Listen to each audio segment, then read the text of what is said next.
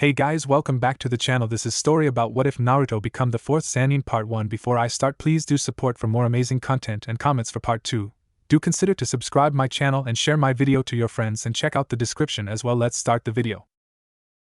Akira Sarutobi stood on the balcony of the Hokage's office, a balcony he thought he would never have to stand on again after he passed on the title of Hokage to Minato Namikaze, the Yondaime Hokage.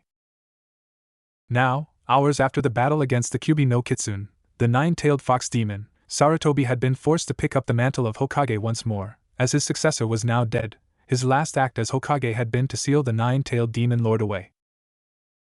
Sarutobi looked over his shoulder into his office where the baby that had been used for the sealing slept in its basket. "Oh Minato, why did you leave me with this? I'm too old for this." Standing before the desk of the Hokage was his former students, the legendary three, the Sanin. "We're sorry we're late, sensei," Jiraiya said sadly. His apprentice, the 4th Hokage, had died and he hadn't been here to help. The Toad Sanin was a wreck and only duty was keeping him there at this moment, his tears hidden from the world. "We came as fast as we could," Tsunade said. Her being here was something that had surprised Sarutobi. After the death of her brother Nawaki and her lover Dan, the 3rd Hokage had thought she would never return to the Leaf Village again. Orochimaru said nothing, his serpentine eyes were looking at the baby in the cradle. "Minato used his own son," he finally said. "Yes," Sarutobi said as he sat behind the desk, his bones aching with the thoughts of what lay ahead of him now. Tsunade drifted to the cradle, a look in her eyes that her former sensei had never seen from her before. Naruto cried out and she reached in soothing him. "Sure. All is well, little one," the slug Sanin said. "Where is your apprentice Shizen?" the third asked. Tsunade looked up. "She went to the hospital to help out while we were here," her eyes turning once more to the baby before her. She noticed the whisker marks and her hand moved aside the blanket. Jiraiya let out a whistle, startling her, as he peered over her shoulder. "Minato did a hell of a job on that seal." "Yes. He used the Shikafujin," Sarutobi said, watching as the Sanin gathered around the baby. He watched them, he'd never seen them act like this before. "The Yondaime used his life to power the seal," Orochimaru said, looking back at his former teacher. He quirked an eyebrow. "What will this mean for the boy as he gets older?"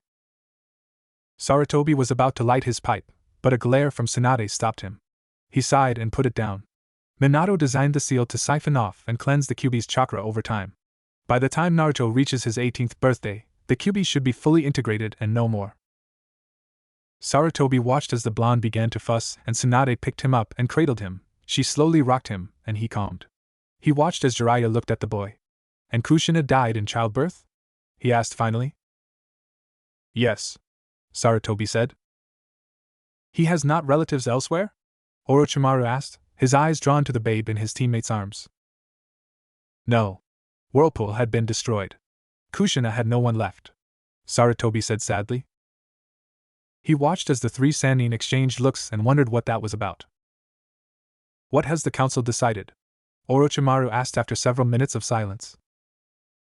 Sarutobi sighed again. He was doing that a lot this night.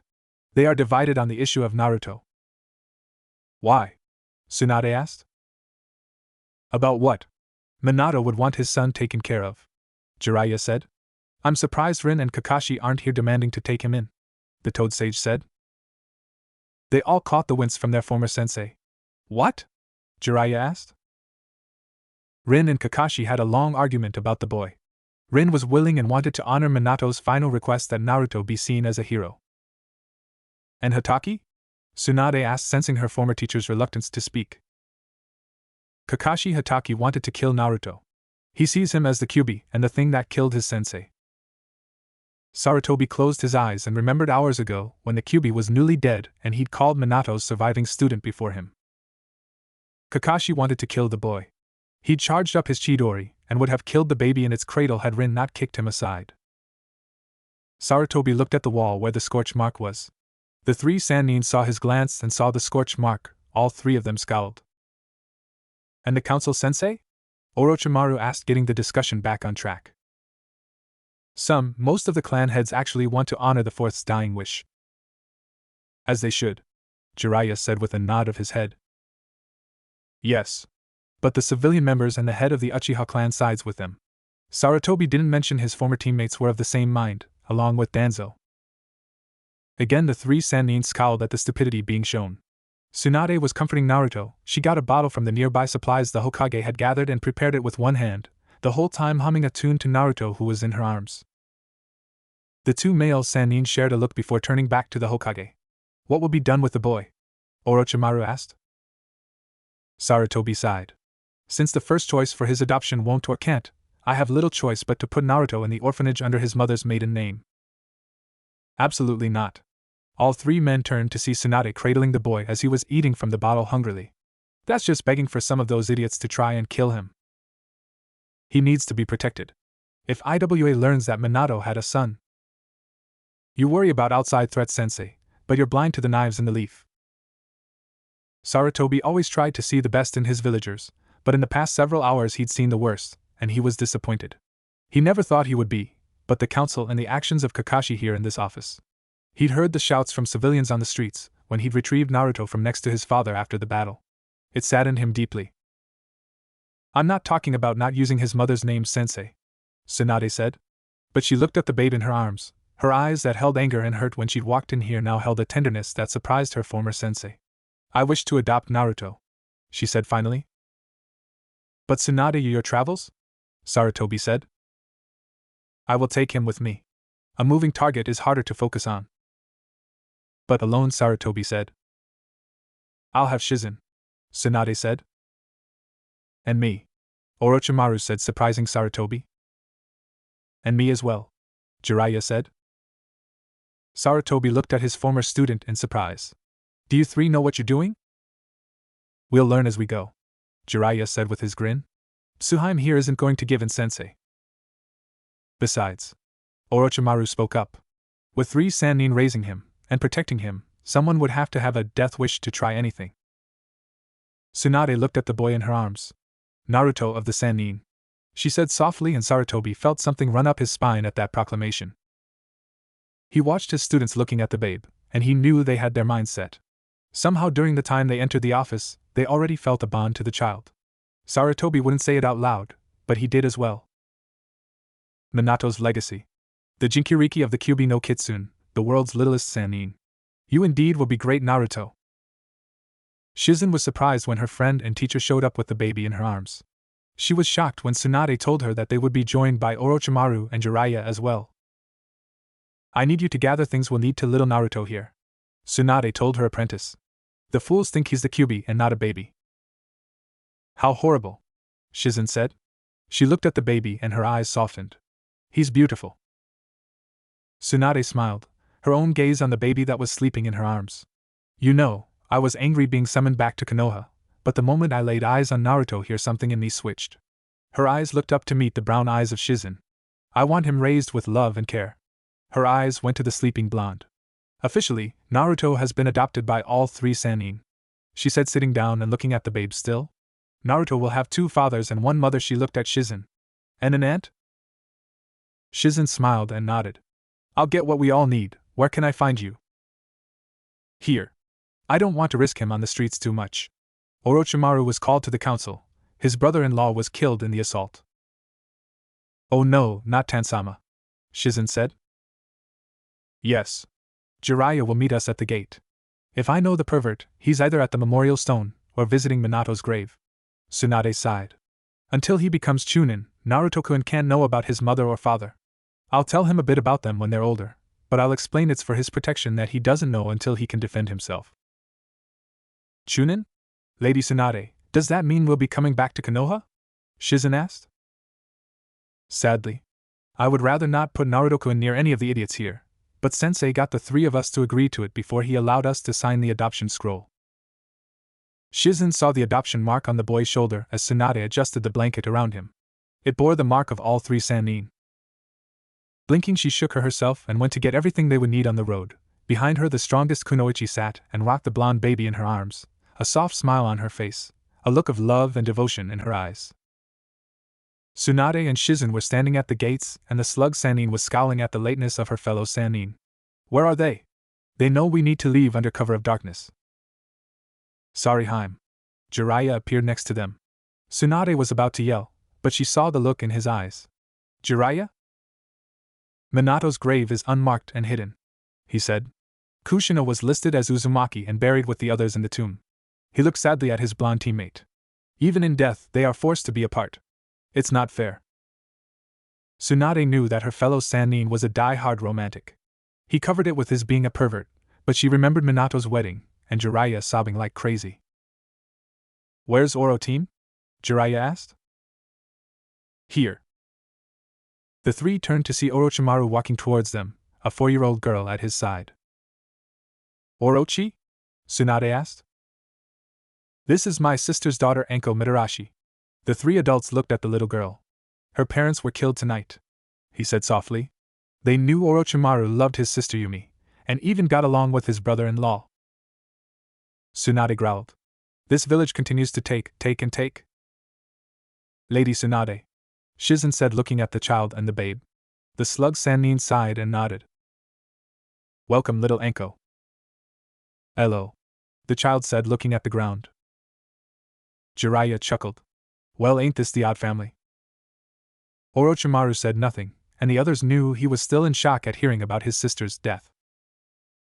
Come on. We can get several miles between us and Konoha, Tsunade said. Orochimaru nodded and scooped up Anko. We can travel faster, little one, if I carry you for now. We'll start training you in a few years, he said. She nodded from her uncle's arms. She was still in shock hearing her parents had died because the Kyuubi stepped on them during the battle. She didn't understand everything that the old people in the circle room had talked about, but she remembered her uncle and he promised to take care of her. She knew she would be okay. Her mother always told her to trust her uncle. As they were leaping through the trees, Anko finally noticed the baby in the blonde woman's arms, and remembered the white-haired man calling them family. Does that make him my baby brother? Anko thought. The leaping from tree to tree soon lulled her to sleep, the adults keeping silent as they put Konoha behind them. From his balcony on the Hokage Tower, Akira Sarutobi felt the chakra signatures of his 3 most promising students moving further away. It would be many years before he saw any of them again, or heard anything about the Sanin. The Sanin, masters of the battlefield, legends amongst the ninja communities, powerful as Kages. Nothing they couldn't handle. Oh my god! Jiraiya said, staggering back from the table. Orochimaru was across the room as if he'd teleported, a sleeved arm covering his lower face. How could something so small make something so foul? The snake Sanin asked, his eyes watering. Tsunade, eyes crossed and nose scrunched, looked at Shizen. Well, what are you waiting for? Get the wet wipes and powder, stat.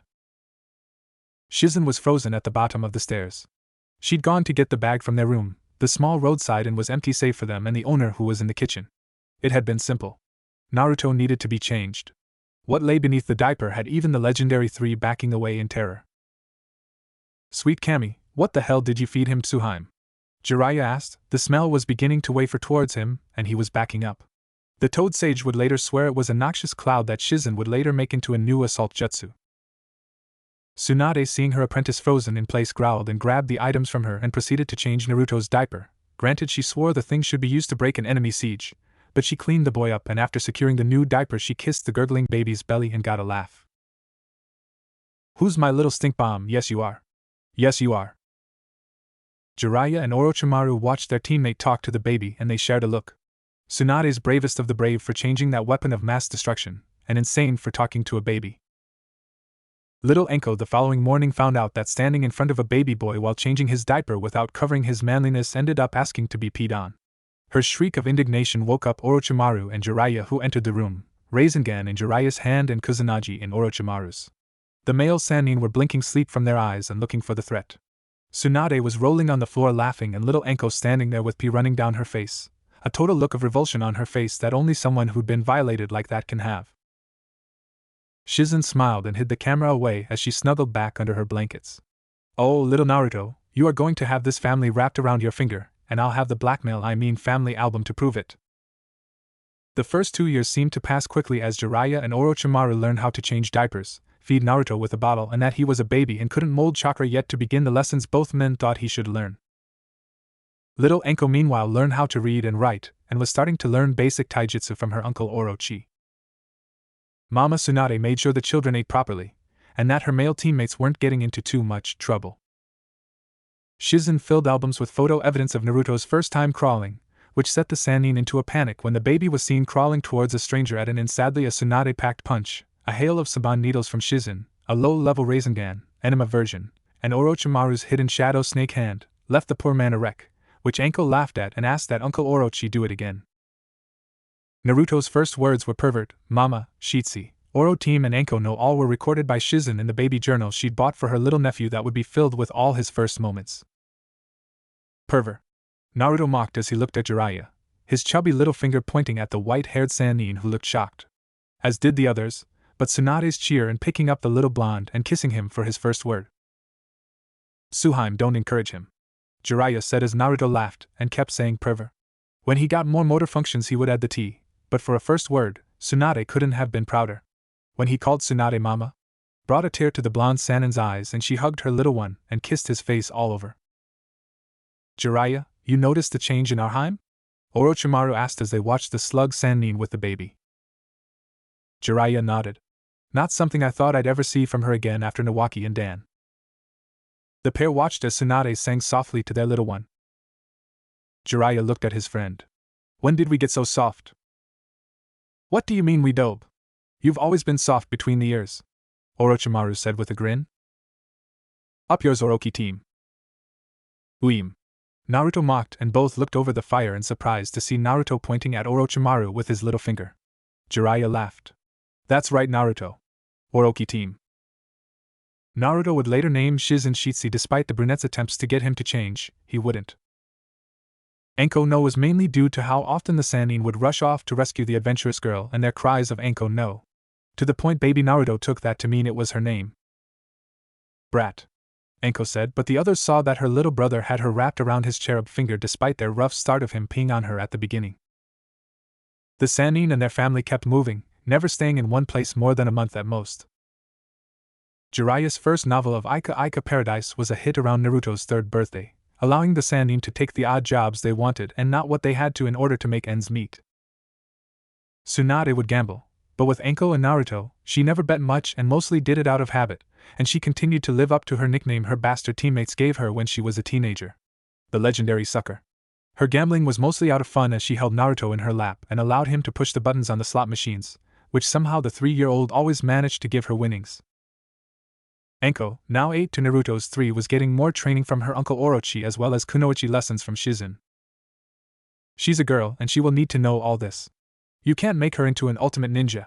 She'd threatened Orochimaru and Jiraiya with a frying pan in one hand and a butcher knife in the other when she caught them trying to teach her advanced techniques she was no way ready for. The first time she tried a fire-style attack Orochimaru had shown her, she'd passed out, and the sight of a panicking Sanin in a small-town hospital would forever be etched in the minds of the doctors and nurses as Orakumo hovered over his niece's bed, fear in his eyes as he prayed to Kami to bring her out of it all right. After Anko had awakened, Orochimaru concentrated on blunted shuriken and her taijutsu, swearing he would wait till she was 11 for academy age before he worked with the ninjutsus. Shizen approved of mild genjutsus, kawarimi, and the bunshin that academy student learned. She also approved of the leaf-balancing chakra exercise after getting a pair of brown eyes watering and a small girl pouting at her. Life with the Sanin was rather normal for a family on the move. They took some low-ranked jobs in towns they stayed in, then move on. Things like that went on until Naruto's 5th birthday. Anko was 10 when the peaceful nomadic life of the Sanin would change. It was a cool October morning. 5-year-old Naruto was stretching outside the tent he shared with his Kasan. Ero-2-san's not up yet. The 5-year-old noticed. Since his 4th birthday, Father Jiraiya had started him on simple exercises. They will help you later on, Naruto. Your body needs to be in shape if you ever want to learn the skills your mother, I or Orochi team have. Sit-ups, push-ups, jogging, and when the weather and location allowed, swimming. And Shitsi insisted I learn how to at least dog paddle. Naruto loved the water. His mom had a hard time getting him out of it once he got in. Hey Runt. Naruto turned to see his sister coming out of her and their aunt's shared tent. Like him, she was dressed for their daily morning workout. No arrow pop? Anko asked, looking around. Naruto shook his head. Anko frowned and went to the tent where her uncle Orochi and Jiraiya stayed. She rapped on the tent pole. What is it? Orochimaru's voice came out. It's Anko. Is arrow pop in there? She asked. Orochimaru's head popped out the flap. He had half face of shaving cream with his hair tied back in a topknot. No, he isn't, Orochimaru said, his gaze taking in the camp. Stepping out in his pants and a towel over his shoulder, he wiped his face. Naruto, go wake your mother. Anko, get Shizen up, the snake Sanin said. What's wrong, uncle? Anko asked. Jiraiya may be a pervert, and lazy at times, but he would never leave the camp, especially with the two of you expecting him, Orochimaru said, grabbing a shirt from his tent and grabbing his weapons pouch and sword. The Sanin never left the children unsupervised for training, and they never left the camp unprotected like it was now. Orochi? Tsunade asked, coming out of her tent with her dressing gown as she tied the sash. The dobe's missing, Orochimaru said. I'm going to look for him. I didn't want to leave the camp without someone here for the children. Tsunade nodded. If he's off peeping somewhere, I am going to show him my newest detriment to perverts everywhere. Orochimaru nearly smiled. I would agree, but Jiraiya is never irresponsible when it comes to the children.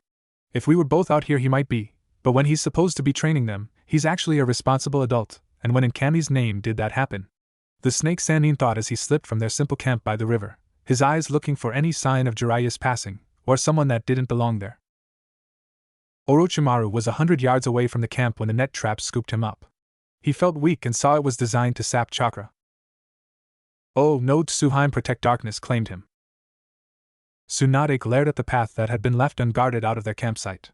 She smiled proudly as she remembered the children setting the traps that even Jiraiya and his toads had been unable to find. My little Naruto is becoming a first-rate trap maker, and he's not even 6. Tsunade thought proudly. And Anko is going to knock Konoha's socks off whenever we return.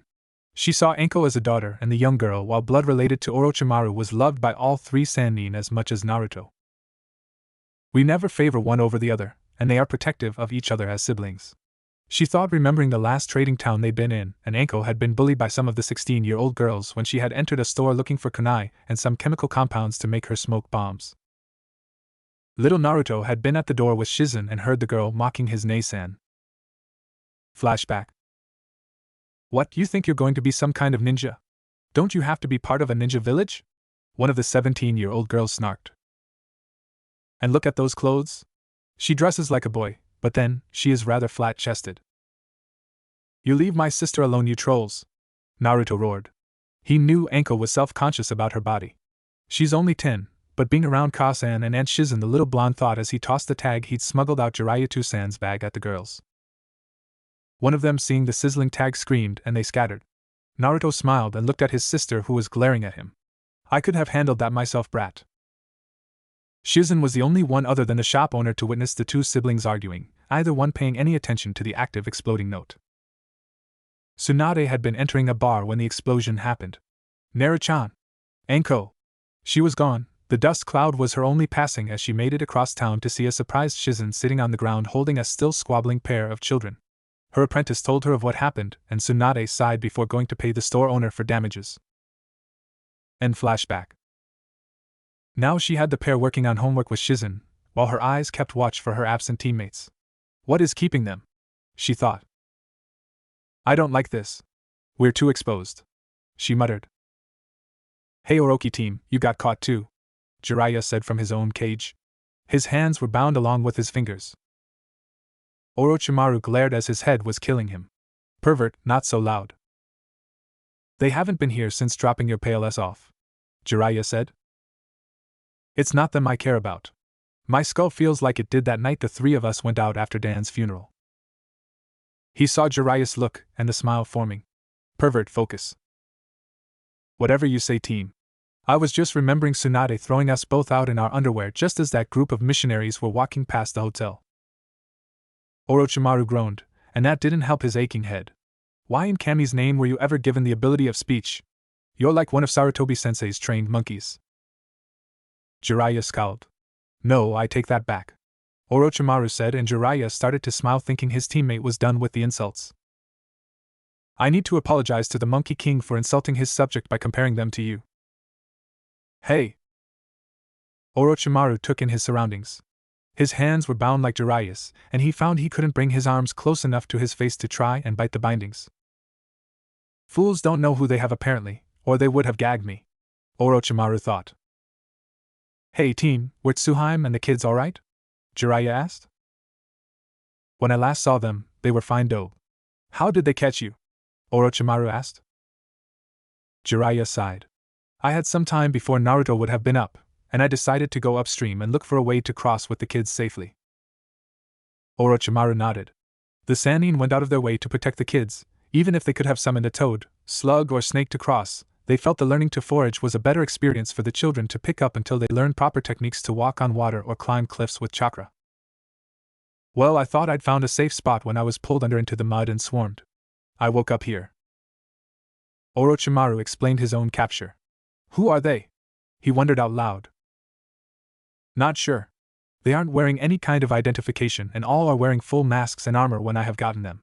Nothing to identify with any village, Jiraiya said. Orochimaru might have teased his friend and teammate by saying he was dope, but Jiraiya was great at attention and detail. He plays the fool to the hilt, and everyone always overlooked him. If I hadn't seen him away from Sara-sensei, I never would have known. Flashback. Orochimaru had been upset over not getting a difficult A-ranked ninjutsu right under Sarutobi's watchful eyes and had stormed off. He'd walked the village rooftops and sulked. It was then at an abandoned training ground near the south wall that he'd found Jiraiya. The man looked a mess. Orochimaru was about to comment from his tree when he watched as Jiraiya went through the same seals he'd been shown and the jutsu exploded. Damn, again too much again. Sigh, just once I wish sensei would spend time with me on something like this.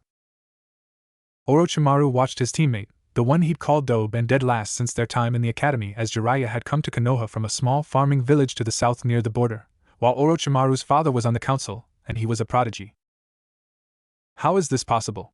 The genin thought watching his teammate. He saw that while Jiraiya had never really gotten the proper attention, he worked harder. He's figured out. Orochimaru watched him until he passed out from chakra exhaustion, and then watched over him all night as Jiraiya slept. Orochimaru learned that while Jiraiya might not have come from a clan or gotten jutsus easily, once he got them, he could reinvent them and alter them, and he'd done that with the mud jutsu that their sensei had only shown him, and Jiraiya had witnessed Orochimaru spending the day trying to master. That one moment had changed his opinion of Jiraiya. He'd still verbally sparred, but there was respect there now, and they both learned to enjoy it. End flashback. Team. Sorry Dobe, lost in thought. About what? How to look more feminine than Tsuhaime? Jiraiya asked with a giggle. No Arabaka. He sighed. Can you fit your hands through the bars? Maybe, hold on. Tsunade jerked her head when the first trap went off. The smoke tags. Shizen. Her apprentice moved, getting both Anko and Naruto into the tent. Tsunade was in motion and her fist connected with the first figure that had rushed through the smoke into the camp. She spun, sensing another one, and her foot sent the second one flying. However, it cost her as she felt a Saban needle hit her in a pressure point, and her muscles went slack and she slumped to the ground, unable to move, or even speak. No, the children. Shizen. She felt a tag put to her head. Sleep, Sanin. No. No. Naruchan. Darkness took her as the sleep tag put her out.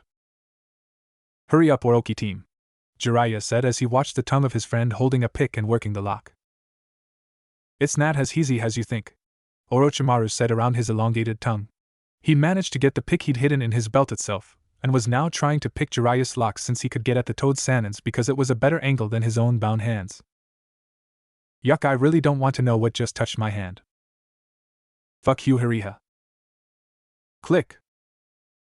Oh yeah. Jiraiya slid out of the cuffs and brought his hands up and worked the bindings around his hands and fingers. Orochimaru retracted his tongue and spit the pick into his lap. After cracking his jaw back into shape, spitting out a foul taste and rolling his tongue, he looked at Jiraiya. Hurry up, Dobe. I've seen Inuzuka pups who can do better 5 minutes after being born. Hold your girdle, Jiraiya said and smiled once his hands were free. We're almost out of this. Yes, but while you're patting your fat ass on the back, who knows what they are going to try to do to Tsunade and the children. Jiraiya's efforts doubled at that, and he spat out a hunk of leather binding. They touch the kids and there won't be anything left of them. Agreed. Jiraiya's bindings came loose and he tore apart the ones around his ankles and then looked at his cage. Screw it. Being quiet gets me nowhere. He formed his hand. Take notes, team, this is one of the best attacks Minato ever made. The swirling chakra sphere formed and he reared back. Rasengan! Sadly, the cage never stood a chance as Jiraiya went straight through and hit Orochimaru's cage as well. The smoke cleared, but Jiraiya was already cutting the bindings. Once they were off, the two Sanin were on their feet. Pounding feet could be heard. We don't have time. Orochimaru put an arm out to stop him. My turn. The door opened and the black-covered ninja walked right into Orochimaru's attack. Acid cloud. He spat the noxious green cloud, and as it hit and passed there wasn't anything but melting piles of bone. Why didn't you use that before? Jiraiya asked as they ran out into the obviously deserted camp. It's a wide-range attack, Orochimaru said, then smirked. Of course, if you want I can send you to the Shinigami early. Jiraiya snorted. In your dreams, team. You really want to know what I dream about at a time like this? Jiraiya shuddered as they figured out which way they needed to go, and were rushing along the river, trying to get upstream in time. The explosion shook the ground a mile away from camp and both Sanin froze as they felt a wave of killing intent. It's not possible, Orochimaru said as he stumbled, kept his footing, then returned to an outright run. The seal should be fine, it's Minato's best work, I should know, I taught him everything I knew, and he surpassed me. Jiraiya said as they continued to run, trees and the river becoming a blur as the Sanin felt the oppressive killing intent coming from where they knew the camp was. Both had the same thought as they pushed their bodies harder. Please be okay. Please. KSN. Naruto watched as the strangers with black outfits and silver devil masks entered the camp and took out his Kasan. Naruto, Anko, stay here. Shizen ordered, and they watched as she pulled her sleeve up revealing the Saman launchers. Anko loved the weapon their aunt made. The figures turned towards them and advanced, still not making a sound. Stay back, Shizen warned. The attackers kept coming, one of them pulling a curved sword. Shizen wasted not time as she sent a hail of poison-covered needles flying at the attackers. The one with the weird sword swatted them aside. Shizen was right behind it, and her scalpels tearing into the person's armor, before she flipped backwards to avoid the reverse swing of the curved sword. Anko and Naruto both stood back, the kunai in their hands. We need to help. Little Naruto said, his blue eyes wide as they went to the still form of their mother. Anko slapped a hand on his shoulder. And Shizen said, we need to stay here. Blue eyes looked up at her in disbelief. Both children turned hearing Shizen scream and watched her fall. And Shitsi! Naruto yelled, and again Anko's hand kept him in place. Don't, she said, her hand tightening on the kunai in her other hand. The strange Nin approached again. Naruto felt fear, not for himself, but for his mother and aunt. Anko snarled and lunged as the masked Nin got within range. A black-gloved hand caught her wrist, and she dangled in the air, her legs flailing about as she tried to hit the man that hurt her adopted mother and aunt. Let me go! Let me go so I can kill you!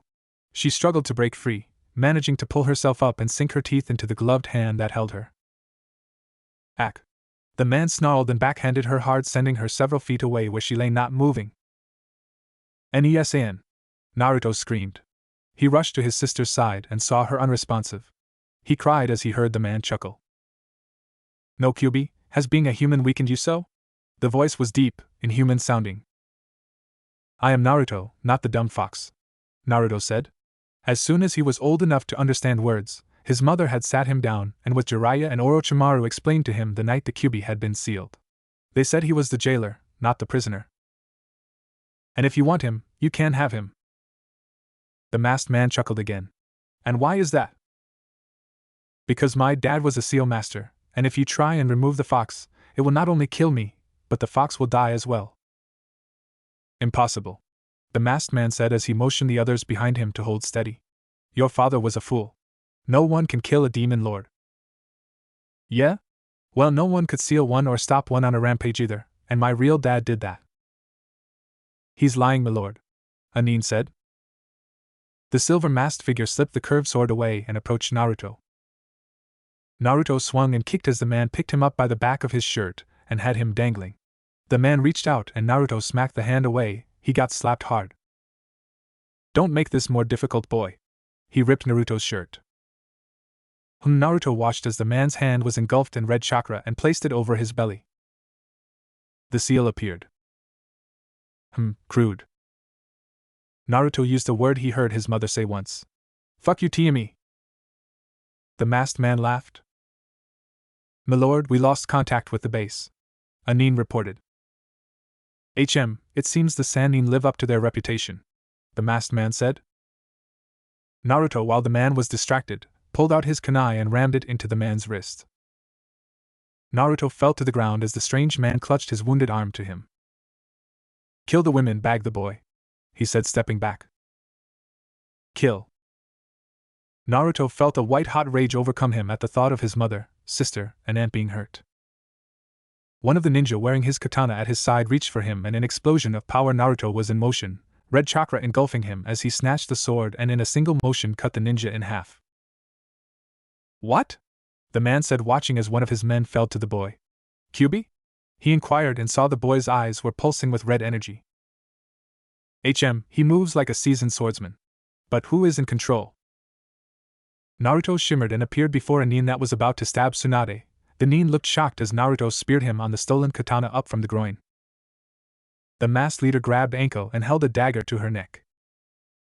"Hold it, boy," he said, watched a third of his men fall, leaving himself and one other. The red vortex of power around the boy kept flaring, but the boy stopped moving. "Who are you?" "Naruto," came the deep voice. I don't think so," the masked man said. He felt two powerful chakra signatures coming closer. "Blast, I don't have time for this. I'm letting the girl go, and me and my servant will leave you for now." "Who are you?" Naruto asked. "An old friend of the Kyuubi's. If you talk to the fox, tell him Nada says hello." The masked man shoved Anko towards Naruto. He took a moment to see if the girl would be harmed and watched as the chakra around the boy vanished, and he dropped the katana and caught the girl, falling under her weight, taking them both to the ground. "Let's go," Nada's ordered, and they vanished in black wisps of smoke just as Jiraiya and Orochimaru reached the camp. "Shit!" Jiraiya said as he and Orochimaru saw the nin vanish. They saw Tsunade, Shizen and Anko, but no Naruto. "Naruto!" Jiraiya called. "There," Orochimaru said, noticing movement under Anko. The snake Sanin was at his niece's side and rolled her off Naruto, who looked dazed, but unharmed. "Naruto?" Jiraiya asked, dropping to his knees. "I'm okay," Naruto said. "Aunt Shitsu was hurt," she screamed, and "Stay here with Orochi and Anko, I'll check on Shizen and Tsunade," Jiraiya said and rushed to the women's side. Naruto sat up and looked at Orochimaru. "Is Anko-ne-chan alright?" Orochimaru nodded. "She just got knocked out," he said, tracing a hand over the bruised cheek of his niece. "Who did this?" He called him Nada's. He said he was a friend of the fox. Orochimaru put a hand on Naruto's shoulder. "Are you okay?" the snake Sanin asked. Naruto nodded. "Uncle?" he said, hesitating. "Yes?" Orochimaru took the role of uncle, and the children called Jiraiya father, or as Anko and Naruto really called him Aeropop. The fox. Naruto looked at him, his big eyes shining. "Something's wrong," he said, his hand going to his stomach. "What do you mean, Naruto?" he asked the young blonde. And Nada's when he ordered his men to kill Anko-ne-chan, Ka-san, and Aunt Shitsu. Naruto lowered his chin to his chest and was talking so low that even Orochimaru's hearing couldn't make it out. Reaching out a hand, he raised the boy's head up. "Now, what was that? Your mother told you never to be afraid to tell us anything, Naruto," he said, giving him a soft smile to encourage the boy. "He said I was the Kyuubi, and when I felt mad it wasn't my own anger, I was too afraid." Orochimaru pulled Naruto into a hug. The badass snake Sanin hugged the little blonde boy that had become family to him as much as his niece in his lap. "Can't breathe." Both sprang apart to see Anko awake. "Hey, little serpent," Orochimaru said. "You got tagged pretty good." Jiraiya checked on Shizen, and while she was wounded it wasn't bad. He saw it was a shallow cut. The sleep tag on the back of her neck he ripped off, and she opened her eyes right away. "Naruto! Anko!" she said, sitting up with a wince, her hand going to the slice across her belly. "Both are fine, if not a little roughed up," Jiraiya assured her. "Heal yourself and go check. I'll get Tsuhime." The Toad Sage had been relieved that Shizen was alright. He got to Tsunade and saw a Saban needle in her neck, and he panicked when he pulled the tag off her, and she didn't move. Her eyes stared lifelessly ahead. "Shizen!" he yelled, and the apprentice was there. I pulled the tag off, but. He was panicking. Jiraiya? Orochimaru said with the children. Stay back. Jiraiya called out. Keep the kids back. MOM. Naruto yelled, and only Orochimaru picking him up kept the blonde from running to his mother's side. Oh sweet Kami, no, not like this. Jiraiya muttered as Shizen ran a diagnostic. She's alive, she said after several heart-stopping minutes. Here it is, she muttered, pulling a second saban out from a place in her spine. Tsunade's gasp of air was drowned out by Jiraiya's whoop of joy as he pulled her into a bone-cracking hug as he babbled, "You're alive," over and over again. The two Sanin were tackled by a blonde missile and soon joined by a purple-haired one as Anko joined Naruto in hugging Tsunade. Jiraiya was silent, as it could have been he was enjoying the hug that Tsunade was alive, but to those watching it was due to his face being buried in Tsunade's large chest. KSN. Naruto watched as the strangers with black outfits and silver devil masks entered the camp and took out his Kasen. Naruto, Anko, stay here, Shizen ordered, and they watched as she pulled her sleeve up, revealing the Saban launchers. Anko loved the weapon their aunt made. The figures turned towards them and advanced, still not making a sound. Stay back, Shizen warned. The attackers kept coming, one of them pulling a curved sword. Shizen wasted not time as she sent a hail of poison-covered needles flying at the attackers. The one with the weird sword swatted them aside. Shizen was right behind it, and her scalpels tearing into the person's armor, before she flipped backwards to avoid the reverse swing of the curved sword. Anko and Naruto both stood back, the kunai in their hands. We need to help, little Naruto said, his blue eyes wide as they went to the still form of their mother. Anko slapped a hand on his shoulder, and Shizen said, we need to stay here. Blue eyes looked up at her in disbelief. Both children turned hearing Shizen scream and watched her fall. And Shitsi, Naruto yelled, and again Anko's hand kept him in place. Don't, she said, her hand tightening on the kunai in her other hand. The strange Nin approached again. Naruto felt fear, not for himself, but for his mother and aunt. Anko snarled and lunged as the masked Nin got within range. A black-gloved hand caught her wrist, and she dangled in the air, her legs flailing about as she tried to hit the man that hurt her adopted mother and aunt. Let me go! Let me go so I can kill you! She struggled to break free, managing to pull herself up and sink her teeth into the gloved hand that held her. Ack! The man snarled and backhanded her hard, sending her several feet away where she lay not moving. Nesan! Naruto screamed. He rushed to his sister's side and saw her unresponsive. He cried as he heard the man chuckle. No, Kyubi, has being a human weakened you so? The voice was deep, inhuman sounding. I am Naruto, not the dumb fox, Naruto said. As soon as he was old enough to understand words, his mother had sat him down and with Jiraiya and Orochimaru explained to him the night the Kyubi had been sealed. They said he was the jailer, not the prisoner. And if you want him, you can have him. The masked man chuckled again. And why is that? Because my dad was a seal master, and if you try and remove the fox, it will not only kill me, but the fox will die as well. Impossible, the masked man said as he motioned the others behind him to hold steady. Your father was a fool. No one can kill a demon lord. Yeah? Well, no one could seal one or stop one on a rampage either, and my real dad did that. He's lying, my lord, Anin said. The silver-masked figure slipped the curved sword away and approached Naruto. Naruto swung and kicked as the man picked him up by the back of his shirt and had him dangling. The man reached out and Naruto smacked the hand away. He got slapped hard. Don't make this more difficult, boy. He ripped Naruto's shirt. Naruto watched as the man's hand was engulfed in red chakra and placed it over his belly. The seal appeared. Crude. Naruto used a word he heard his mother say once. Fuck you, TME. The masked man laughed. My lord, we lost contact with the base, Anin reported. It seems the Sanin live up to their reputation, the masked man said. Naruto, while the man was distracted, pulled out his kunai and rammed it into the man's wrist. Naruto fell to the ground as the strange man clutched his wounded arm to him. Kill the women, bag the boy, he said, stepping back. Kill. Naruto felt a white-hot rage overcome him at the thought of his mother, sister, and aunt being hurt. One of the ninja wearing his katana at his side reached for him, and an explosion of power. Naruto was in motion, red chakra engulfing him as he snatched the sword and in a single motion cut the ninja in half. What? The man said, watching as one of his men fell to the boy. Kyuubi? He inquired and saw the boy's eyes were pulsing with red energy. He moves like a seasoned swordsman. But who is in control? Naruto shimmered and appeared before a nin that was about to stab Tsunade.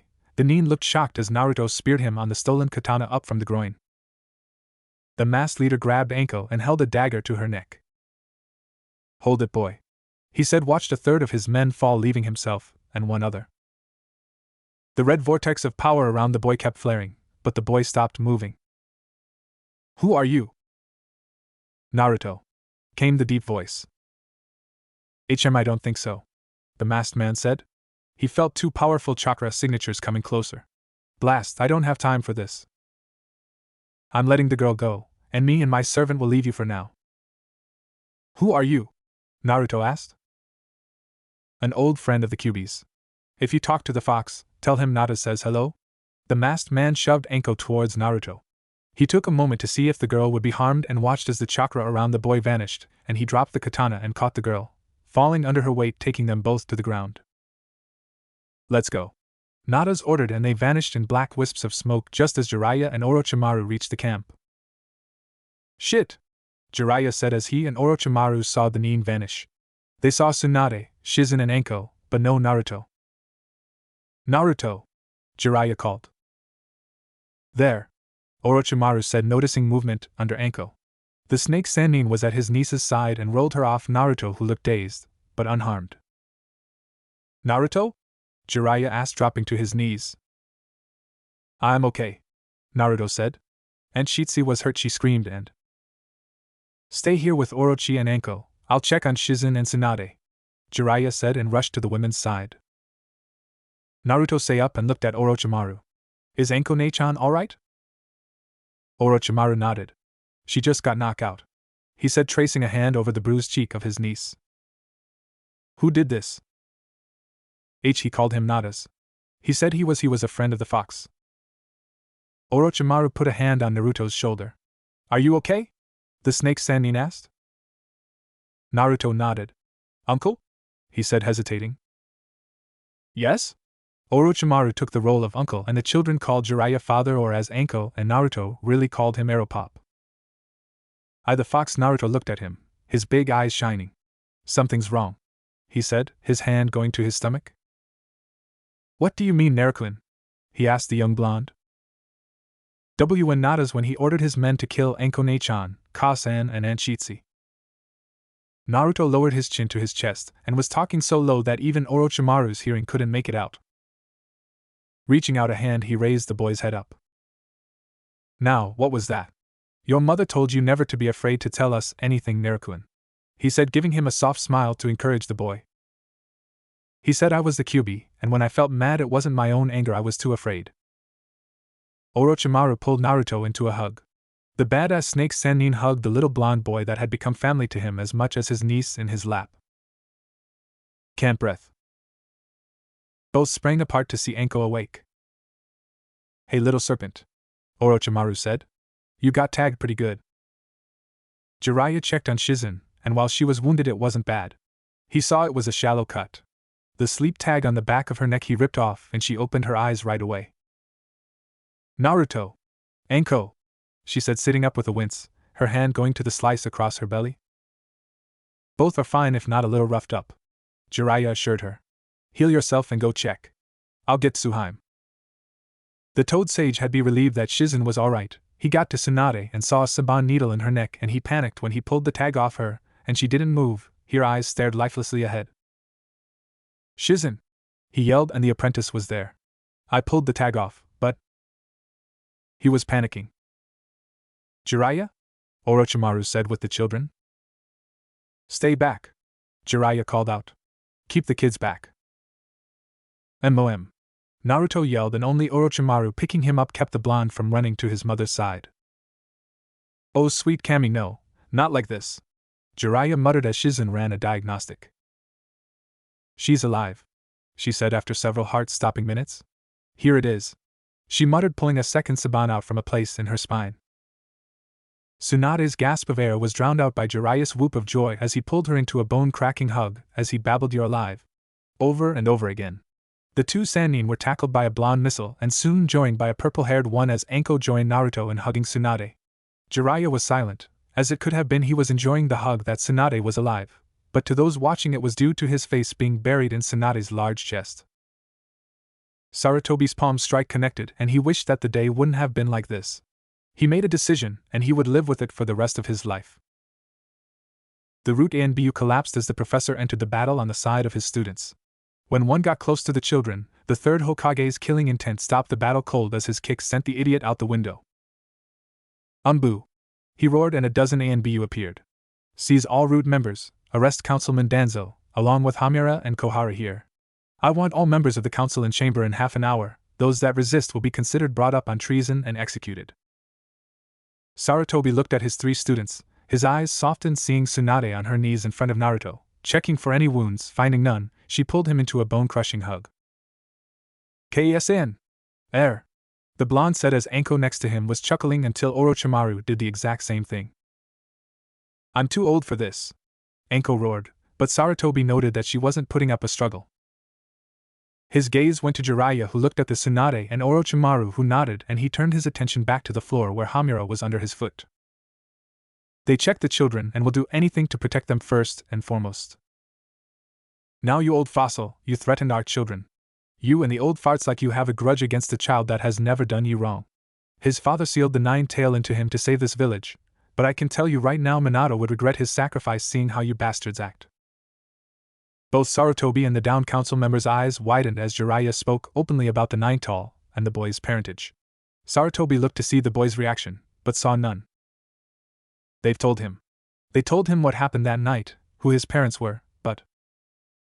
"Ero-san, what did Uncle Orochi tell you about playing with stupid people?" Naruto asked from Tsunade's arms. "He calls them Mom, Dad, and Uncle." Sarutobi thought, watching things unfold. Jiraiya smiles at the boy. "Not to play around with people dumber than myself, as they might get lucky." Orochimaru snorted, "Dobe, there aren't people dumber than you." "Up yours, Orochi team," Jiraiya said, putting more pressure on the elder's chest. "I'm trying to think of one reason not to take a Rasengan to you and put you in your place 6 feet under." Sarutobi coughed. All three Sanin looked at him. "I would prefer that you don't kill them unnecessarily. I need to find out how far this power play goes." Jiraiya snorted. "The damn council." Tsunade stood, the blonde boy in her arms. "We're leaving. Shizen?" "I'm okay, Lady Tsunade. I'm sorry Danzo got away." Tsunade waved it off. "He's a cockroach. The man can be at ground zero of the QB rampage and only get a scratch. It's not your fault." Orochimaru looked at Sarutobi. "We shall be leaving Konoha, and from this day forth, we shall not be allied with it." Sarutobi watched as all three Sanin removed their leaf hitayate and placed them on the desk. Shizen never had been a ninja of Konoha, and she followed the Sanin from the office. Sarutobi winced. He'd read the doctored reports that Danzo and his root had made. They claimed that they'd found experiments in Orochimaru's labs under the Sanin's home. Sarutobi had laughed and told them that the Sanin haven't been in Konoha for some time. He then had a Biki search, and mysteriously several wealthy people fled Konoha, the Yakushi clan being amongst them. Sarutobi should never have allowed the council to gain the amount of power he had, and now if he ever wanted the Sanin to return, he would have to clean it all up. Everything over the last several years. "I hate this job." Sarutobi as he watched the legendary three walk from his office, their strange tight-knit little family with them. They never looked back. Tsunade held Naruto as they passed the market town, never once slowing down. She was pissed beyond reason that the old bastards would try that. "Ka-san?" Naruto said softly, drawing her gaze enough to know that she was listening. "Are we ever going back to Konoha?" he asked. "No," she said.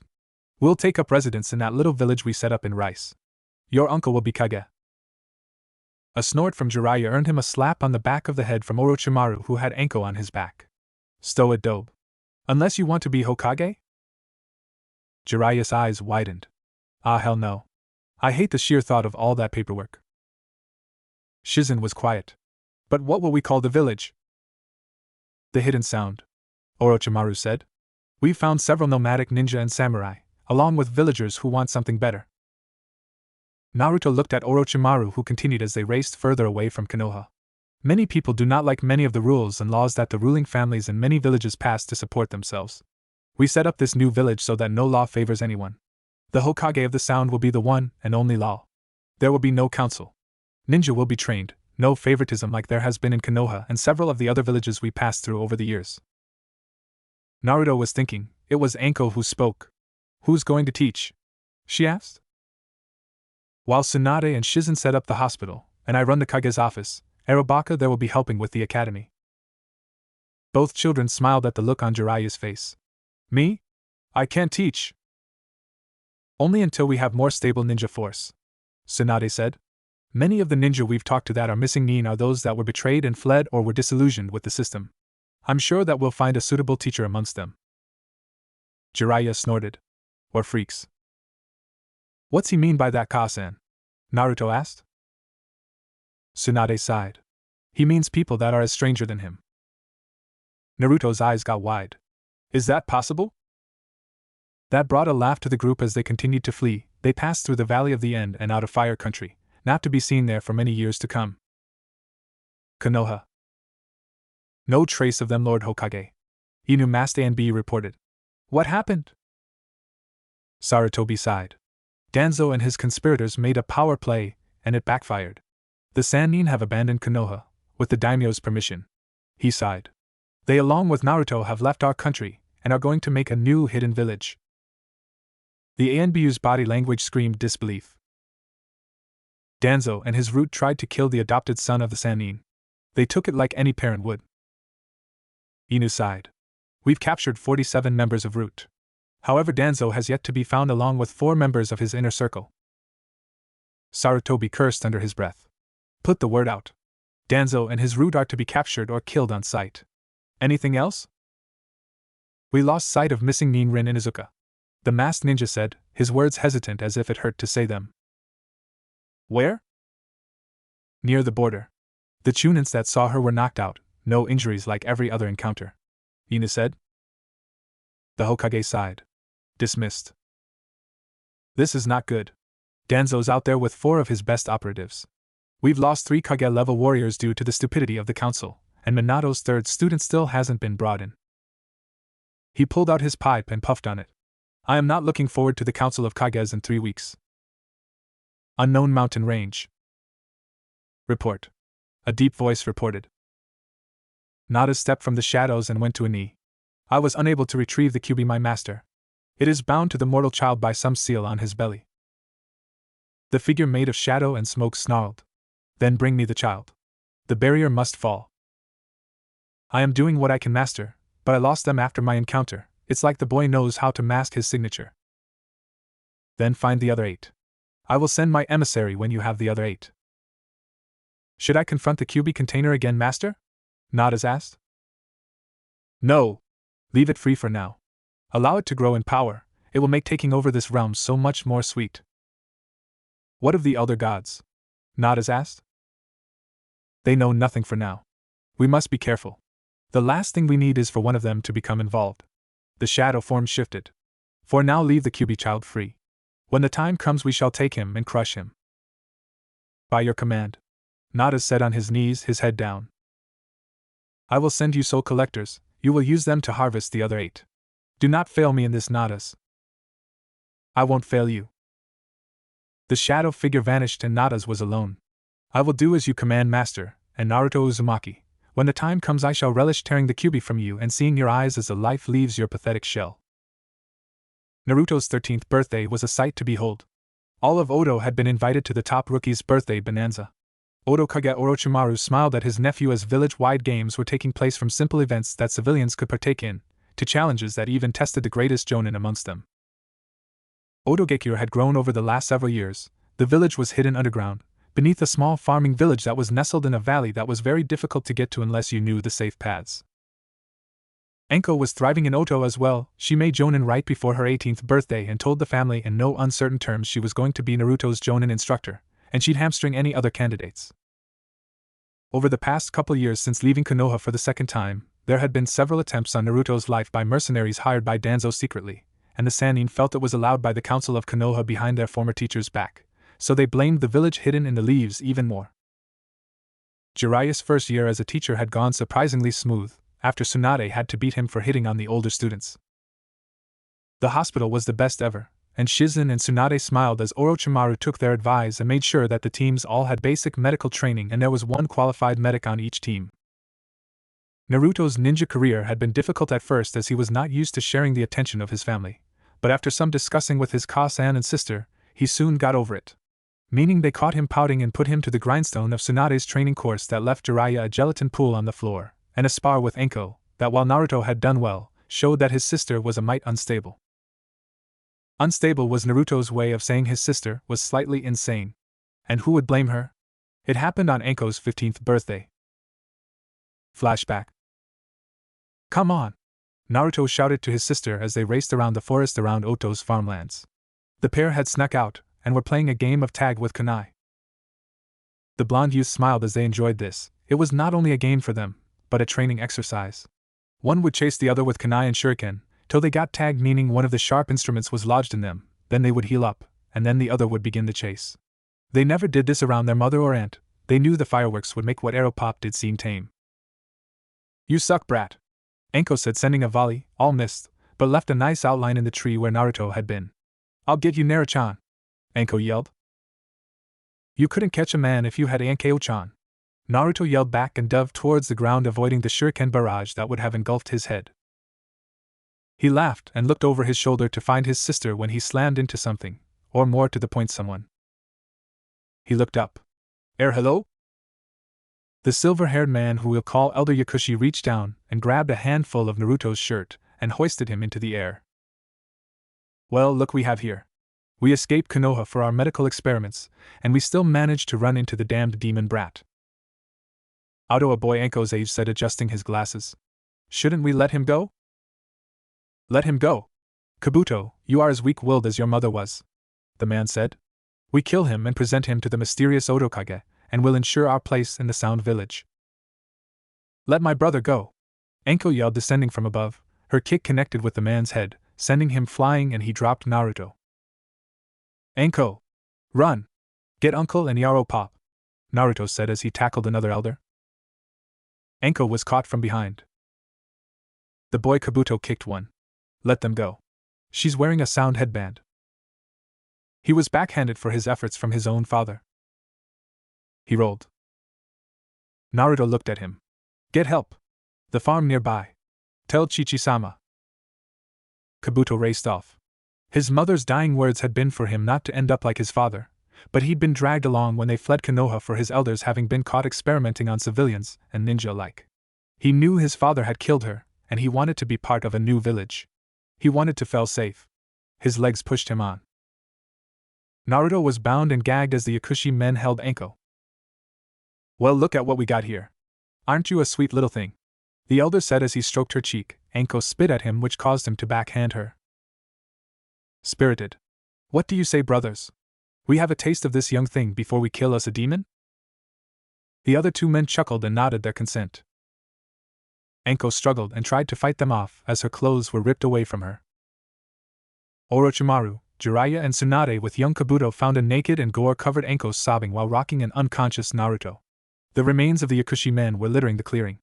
Naruto had not a drop or mark on him. By Enko's leg were a pair of blood-soaked kunai, and as they got closer they heard her humming.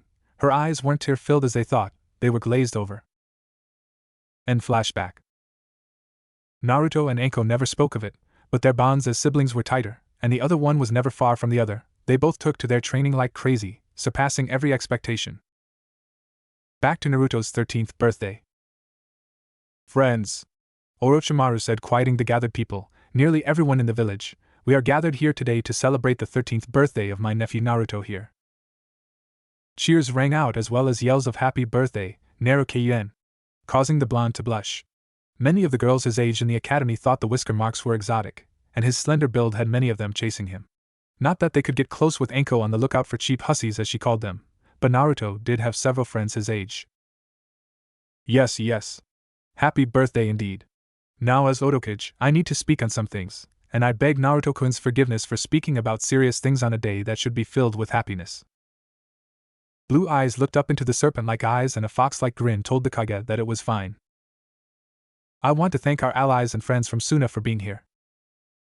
Cheers went up and Gaara, who was next to Naruto, bowed his head.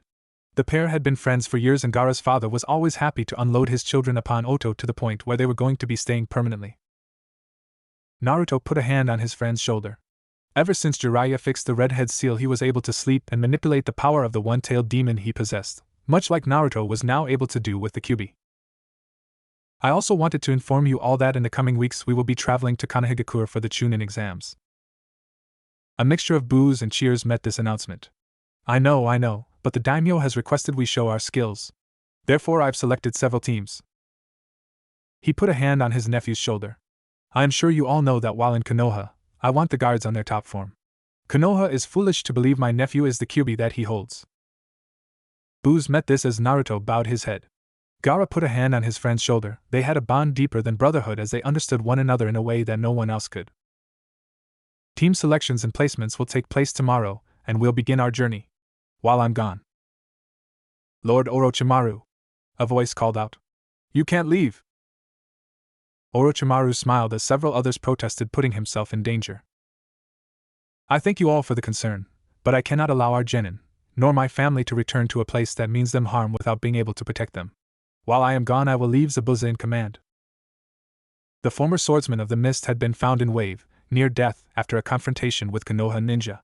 His ward, Haku, had been near death as well, and it had taken a lot of Tsunade's skill to pull them both through. After saving their lives, the two joined up with the Sanin and Oto. Zabuza swore a blood oath to protect the Sanin and their family, and do as they commanded to his dying breath. Haku, they found out, had been a year older than Naruto, posing as a boy and a hunter nin from Mist.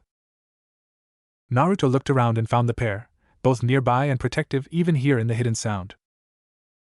Now, enough talk of serious matters. I do believe there is cake in presents, Orochimaru said with a smile as 6 ninja came out carrying a cake that was huge, and even then they were struggling with the multi-layered cake. Happy birthday, Neru, Orochimaru said, kneeling before his adopted nephew and hugging him. Thank you, uncle, Naruto said, not embarrassed like most kids his age would be at the affection shown before others.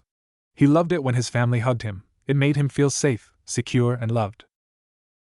Your mother, the Baka, and I have a special gift for you, Orochimaru said as the other two Sanin approached. You didn't have to, Naruto began, but Tsunade placed a finger to his lips. You always say that, brat.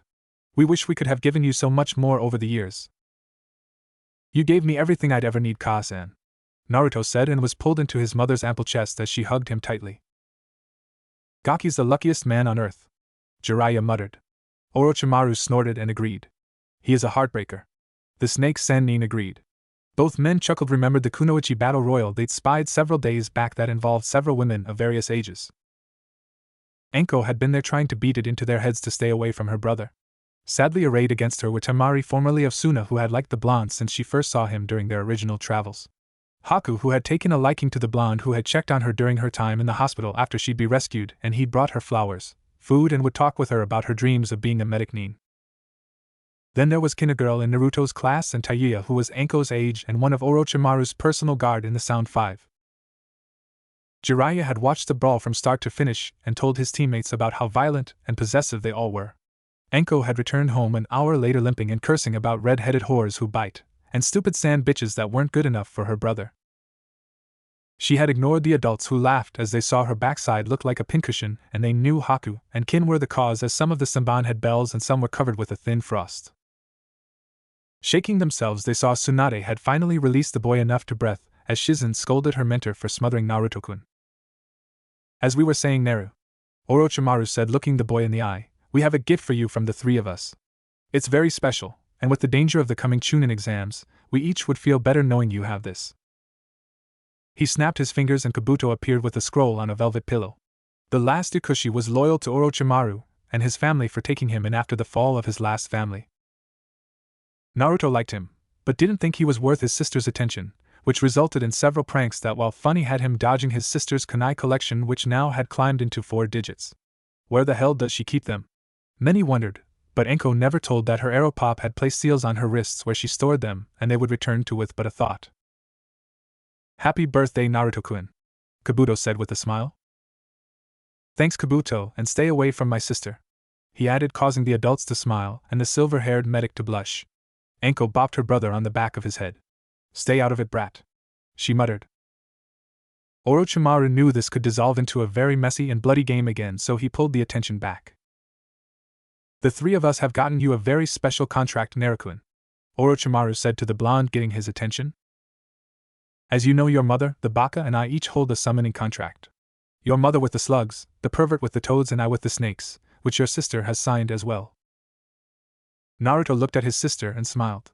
He knew she had wanted to do that since they were little and she'd gotten to ride on Manda, who had dropped his guise of wanting offerings when the two children had found a very sensitive spot that no matter what he did he could never itch even when he shed, and they had scratched it, making the giant serpent purr and stunned the three Sanin at seeing the snake melt under their little hands. This is your personal contract, Naruto. No one has signed it. It was made by the great sage Sanzo. Naruto looked up at this. He remembered the blonde monk who had passed through Oto with his three very strange friends. Naruto had like Son Goku, Naruto's outfit was based off his. After studying your seal, he made you a contract with the foxes, not the kitsune like the Kyuubi, but with the foxes, which are different. Orochimaru said, seeing the boy's eyes widen at first. So, you won't summon the Kyuubi. The foxes are like the toads and other summons you've met. Tsunade put a comforting hand on her adopted son's shoulder. Sanzo was very careful after he saw your nightmare. Naruto looked down. A nightmare demon had slipped into Oto and had latched onto the blonde, feasting on him for days. Sanzo and his companions had arrived, and after dispelling the demon they had set up wards around the village and had stayed for a month after. Naruto was ashamed of his nightmares in which the Kyuubi had either broke free, killing everyone he loved or cared about, or the worst one was Naruto had been possessed by the Kyuubi and had done the killing, raping and pillaging himself. It had prompted the secondary seal from Jiraiya to ensure him a peaceful night after that, as Naruto had taken to becoming an insomniac, fearing that if he slept the Kyuubi would take over. It had been heartbreaking for the three Sanin, and they assured him it couldn't happen. Thank you, Uncle Kasa and pervert, he said, hugging each. Jiraiya made his protest of being called a simple pervert, but a head bop from Tsunade shut him up quickly. You remember the hand seals? Tsunade asked her son, who nodded. He'd memorized them when he was younger, and was going to copy his mother's summoning, but they'd stopped him, saying he was too young and could seriously hurt or kill himself if he summoned a creature beyond his chakra ability, as it could drain him in one go and kill him. They didn't worry about him running out of chakra, but they thought he could damage his young coils if he did manage a summon at a young age. Then let's go. The three Sanin led Naruto through the crowd, and once they were above and outside the farming village, with the rest of the guests following, they nodded. The three Sanin and Anko went through the signs and 4 puffs were made. Katsuya the slug, Gamabunta the toad, Manda the snake along with his mate Koda. Naruto looked at them and gulped. His hands were in motion, and he finished it. He slammed his palm to the ground, summoning jutsu. A huge puff of smoke appeared, just as big as the others. Naruto gulped as behind him the citizens and ninja of Otogekyo were stunned. The smoke cleared, and standing there with the other 3 boss summons was a beautiful female fox. The reddish-brown fur, white marks and black paws. Beautiful. Naruto breathed. The summon looked down and everyone would swear it smiled. Why, thank you? The giant fox said. Naruto blushed. I am Naruto Uzumaki. My first summoner. Hello, young master, she said. Gamabunta snorted. Jiraiya spoke up. Hey, Bunta, why don't you show me the respect she just showed the Gaki? Snort, because you're a pervert, Gamabunta said to his summoner while Manda and Katsuyu chuckled. Can I ask your name? Naruto asked the giant fox. Izumi. You may call me Izumi, the giant fox said, looking down fondly. I know, uncle, the pervert and Ka-san have had to take tests to earn their contracts, Naruto began. Your test was taken the day you were born, Naruto. You hold the Kyuubi, a demon fox, at bay. Your strength has been proven. When Monk Sanzo contacted the spirit realm and asked for us to be your summon, me and all my children agreed. You've proved to us the kindness of your heart, the strength of your will. You are the fox summoner, Izumi said, crouching down low so her face was close to Naruto. The teenager surprised everyone when he stepped forward and hugged the giant fox's muzzle. Thank you, Izumi-sama. I will do my best to use you and your children with honor that you deserve. Demon foxes like the Kyuubi were different than summoned foxes. Oto saw that right away as Naruto and his summon bonded. Tsunade stood back with tears in her eyes. A handkerchief appeared and she saw Jiraiya with a smile. Argaki's something special, the Toad Sage said with a soft grin as he watched as the fox stood with Naruto on her head. The fox bounded off. Naruto's shout of joy was heard by all. Yeah, he is, Tsunade said, taking the piece of cloth and wipes her eyes. Orochimaru stood by them. We've each helped raise him. And when he's older, he looked at his fellow Sanin. I want him to be the next Otokage.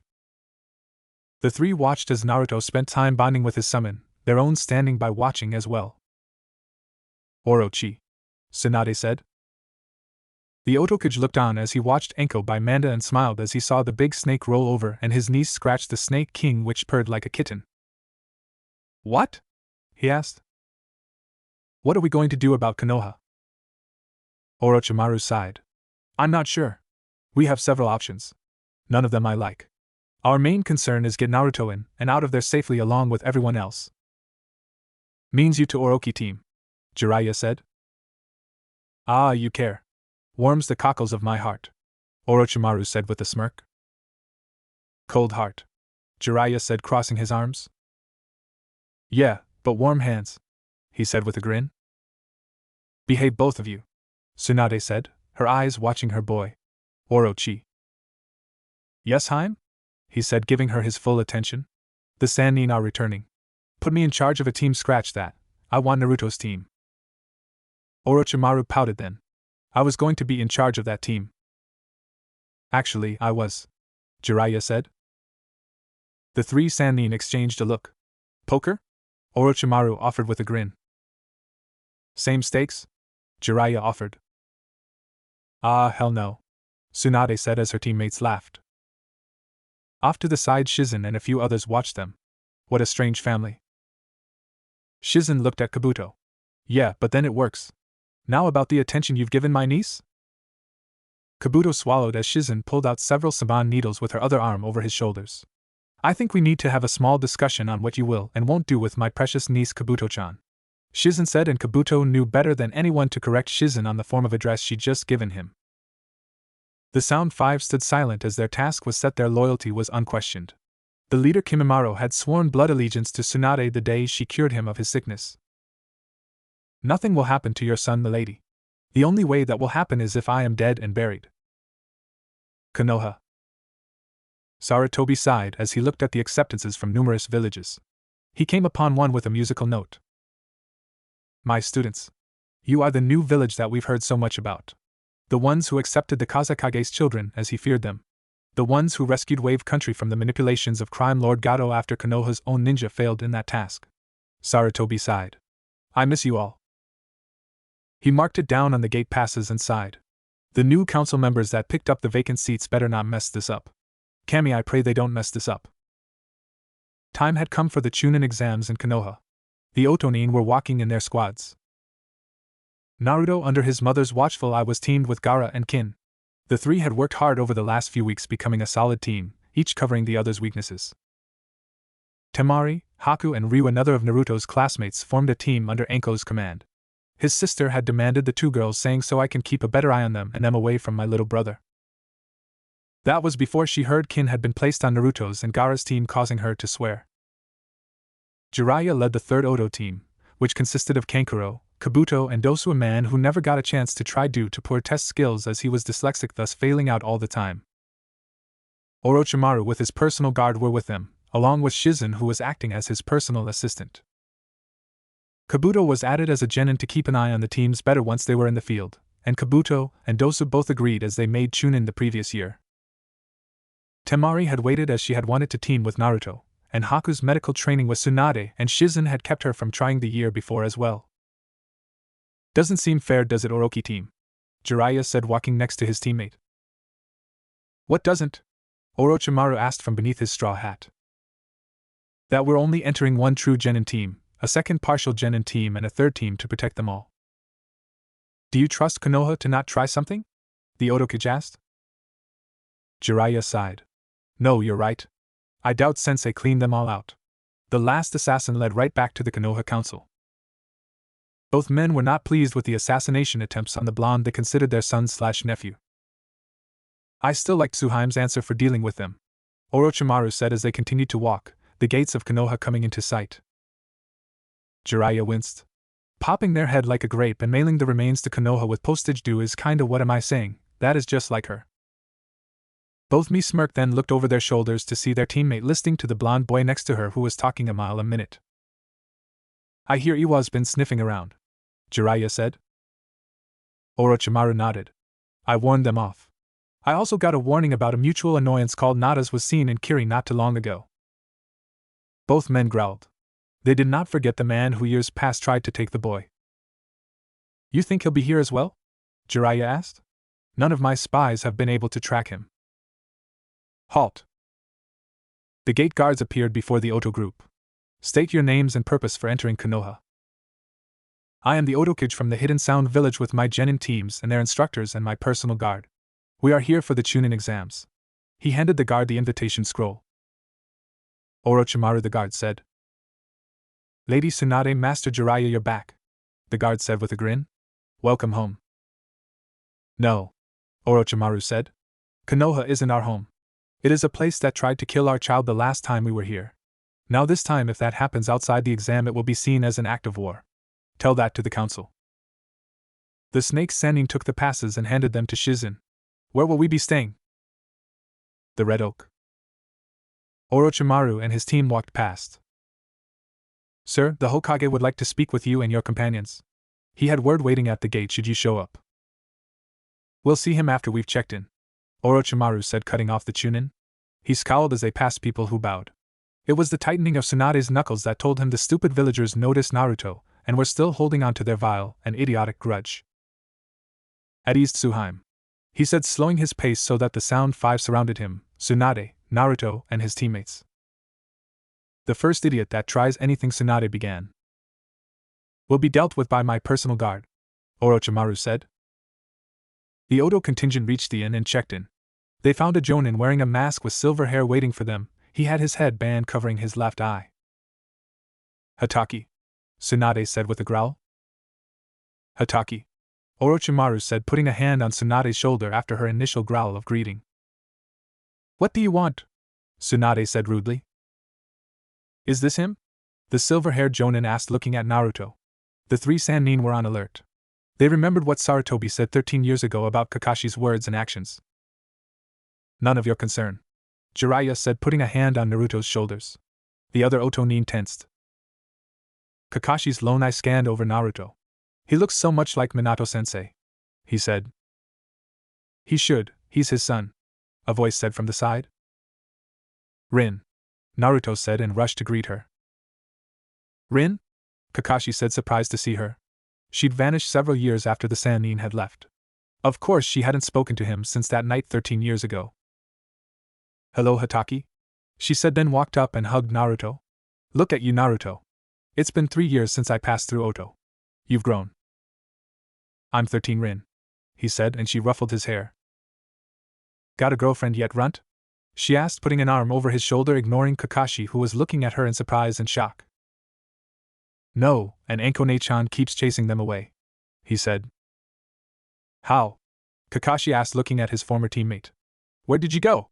I thought you were killed on a mission. Trying to find out where she went. Rin stopped messing around with the blonde at her side and glared at him. As far as the people and ninja of Konoha know, I am dead. I died the day my teammate tried to kill our sensei's son. I died when my clan banished me when I couldn't meet their standards. She turned her back on her cycloptic former teammate.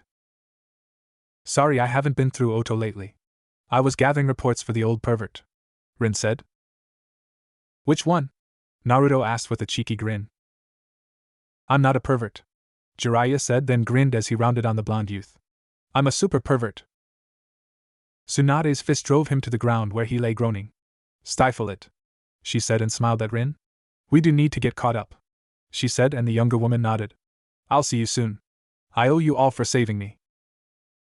The three Sanin, Shizen, Naruto, and Anko knew what she meant. Flashback.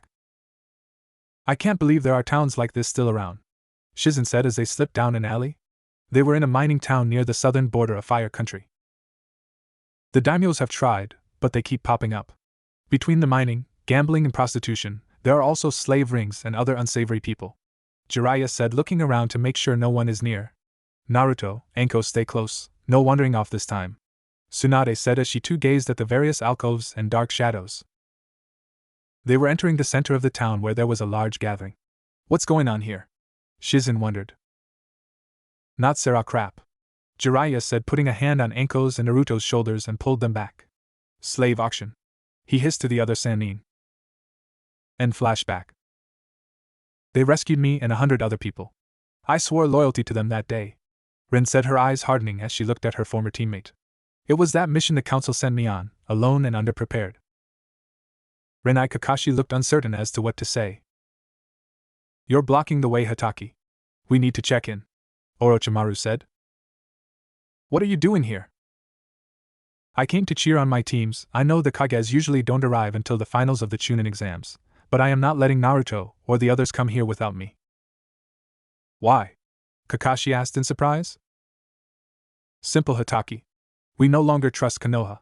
Now you can go and tell Sarutobi that the Otokage is here and will meet with him in an hour. Orochimaru turned and the others followed. 3 of Orochimaru's bodyguards stood watching the Konoha Nin. They all wore cloaks. Leave, Kimimaro said. Or we'll make you, Jirobo said, smacking his fist into his other hand. Sakan stood silent watching Kakashi, who finally nodded his head and vanished in a leaf shushin. Naruto sat on his bed and sighed. So that was my father's student. His voice was soft.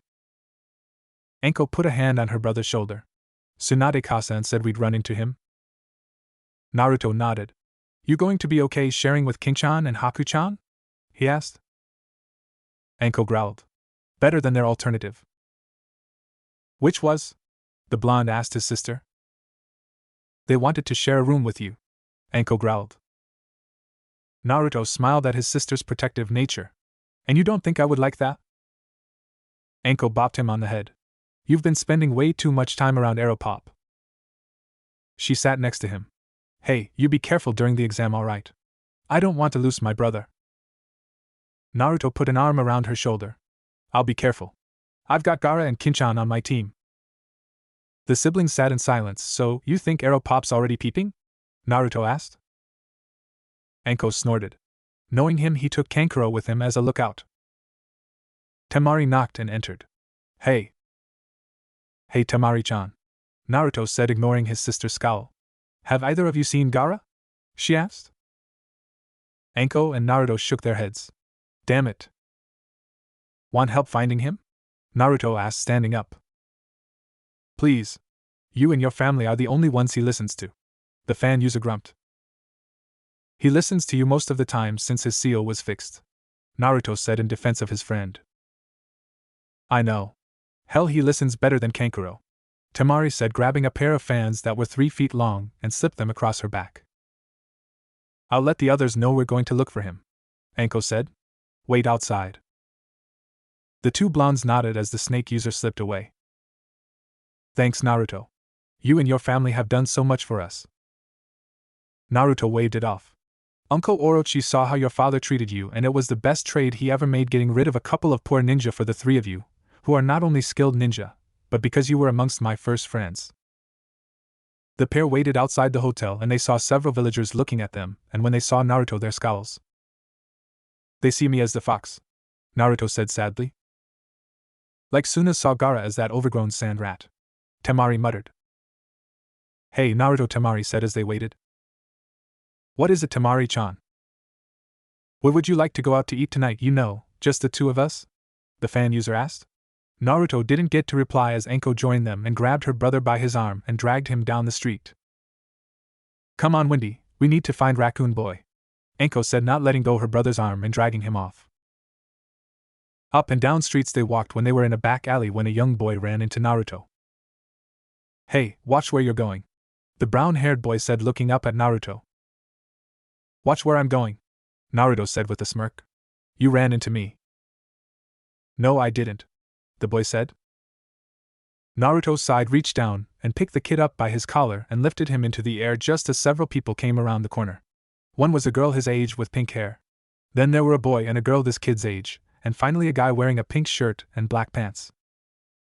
Put him down, the pink-haired girl screeched. Just helping him up, Naruto said, putting the boy his feet. Yeah, that's right, you better apologize, the boy said. Konohamaru, the pink-haired girl, said. And why is that? Naruto asked. Because he's the Hokage's grandson, the boy in the pink shirt said. Grandson? Yeah, that's right, Konohamaru said, puffing up his chest, a snicker on his face. That changed as Naruto pulled him up again by his shirt and held him up at eye level. I don't care if you were the Hokage's grandmother. You ran into me, you little snot. Perhaps I should pound some manners into you, since it's obvious this village has yet to learn any. Naruto's hand was hit by a stone, but he didn't let go of the kid identified as Konohamaru. He looked up to see a pair of Sharingan eyes and a duck but hairstyled boy his age up in a branch. Let him go, or I'll make you. Naruto snorted. You can try, but my friend behind you would crush you before you managed to twitch. He saw the boy's confusion as he turned to see the darkened gaze of a redhead. Can't you stay out of trouble? The redhead asked. You know me, need to meet new people and make new enemies all at the same time, Naruto said to Gaara. They both were enjoying the look of shock on the raven-haired boy's face. We were looking for you. You really need to tell someone where you're going, especially since we're not at home, Naruto scolded the younger boy. Gaara didn't answer, but vanished in a sand shushin and reappeared next to Naruto. Naruto looked at the boy and rapped him on the forehead. Don't be so rude next time, Squirt, Naruto said, and put him back on his feet. Then with Gaara, Temari and Anko turned to go. Sasuke Uchiha leapt from the tree and landed in front of his teammates, and next to the stunned Konohamaru. Hey, you blondie. What's your name? The Odo group stopped and looked back. Who, me? Temari asked. No, the other blonde. I don't swing that way, Naruto said. Besides, it's bad manners to demand things without first introducing yourself. Don't care, Naruto said, cutting him off. We have more important things to do than play with a bunch of rude Konoha genin and children. Naruto was turning when he saw his way blocked by Kakashi Hatake. Sensei! The pink-haired girl yelled. The lone eye was on Naruto. Being rude yourself, Naruto, Kakashi said. Anko hissed. I really don't think you have room to talk, Cyclops. And I know for a fact that his mother wants you nowhere near him. Kakashi ignored her and took a step towards Naruto. I wish to speak with you. The Odo contingent formed ranks around Naruto while Anko pulled out a pair of wicked-looking knives. Leave, she said. Kakashi looked at her, then at the knives, then over her head. I want to speak with Naruto, he said. Not happening, Anko said. Naruto heard from his mother and Rin about how Hatake thought he should be killed hours after his father sealed the Kyuubi inside him. I don't have anything to say to you, Jonin Hatake, Naruto said. He flared his chakra.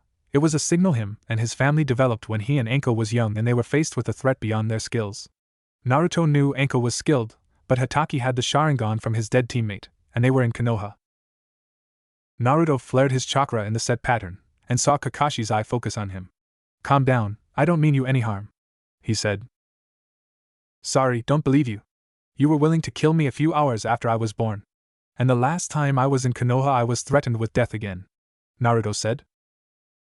Gaara next to him looked at the Cyclops, and he popped the cork on his gourd. My friend has asked you to leave, he said low. Temari had pulled the fans from her back, but had yet to open them. Behind them they could hear the genin they met moving closer. Temari turned. Stay back, this doesn't concern you, she warned. That is our sensei. You fight him, you fight us, Sasuke said, and Temari saw his eyes. Crap. We have another Sharingan behind us, the one with the duck-ass-style hairdo. Gaara turned his body so he could see both the Jonin before them and the genin coming closer. Stay back, he said. Kakashi-sensei, are you okay? The pink-haired girl asked. Everything is fine, Sakura, Kakashi said as he took another step forward. Stay back, Hatake, you've been warned, Anko said. He ignored her and continued to approach. He was nearly upon them when Kimimaro appeared. You were asked to stay away from them, Naruto, especially Hatake, the leader of the Sound Five, intoned. Kakashi was about to speak when Sasuke leapt towards the Odo genin. Sasuke, no! Too late, the last loyal Uchiha was caught in a fist made of sand. Gaara had turned to face the genin once Kimimaro had arrived. Konoha Anbu appeared seconds later. Let him go. A hawk-masked Anbu ordered. No, Gaara said. He attacked the heir of the Otokage, and the Jonin there was told to stay away, and ignored it. Kimimaro looked at the Konoha Anbu. So this is the famed Anbu my lord was talking about. I am not impressed. Kakashi looked at the group. Captain, stand down. This is all a misunderstanding. They have the Uchiha, the hawk said. Sasuke got too eager and attacked in a situation that he shouldn't have become involved in. I'm sure our Oto allies will release him, he said, looking at the red-headed boy. Naruto put a hand on Gaara's shoulder. Toss him. And that's what Gaara did. Sasuke landed several feet away. He rolled to a stop at Sakura's feet, who yelled about the treatment of her Sasuke-kun, and the Oto Nin were lucky that he allowed them to catch him. We're heading back to our hotel now, Anko said. I'm afraid you and the demon will be detained, the hawk said. On what grounds? Anko asked. Attacking a Konoha ninja and disturbing the peace. Naruto snorted. If I was to disturb the peace, you would know it. Naranizan, stow it, Anko hissed. I'm sorry you think this concerns any of you. But we are the ones being harassed. Be that as it may, the demon child is coming with us, Hawk said. I don't think so. The Anbu turned and froze, seeing Orochimaru and Tsunade standing there with the Hokage. Orochimaru looked at his former teacher. Nothing changes. He hasn't been here and yet they hate him. He looked at Tsunade, who walked past the Anbu, and stopped looking at her son. You just can't avoid getting in trouble, she said, ruffling his hair. Not my fault, Ka-san. Hatake is persistent in talking with me and won't take no for an answer. Tsunade glared at the Konoha Jonin. I told you to stay away from him, Hatake. He shrugged and looked at the boy. Kakashi, report to my office, Sarutobi ordered. Anbu, stand down now. He roared the last part when it looked like they were going to refuse. Orochimaru, Tsunade, I am sorry about this. We will remain for the exams, old man, Tsunade said. But I am going to make one thing perfectly clear, an attack on Naruto will result in war.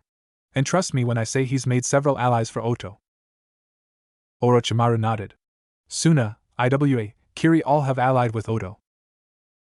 Kimimaro, Tsunade said, getting the Oto Nin's attention. Thank you for being prompt in responding. He bowed his head. No need to thank me, Lady Tsunade. He then looked at Naruto and bowed to him. None shall harm him. Sarutobi looked at the Oto contingent.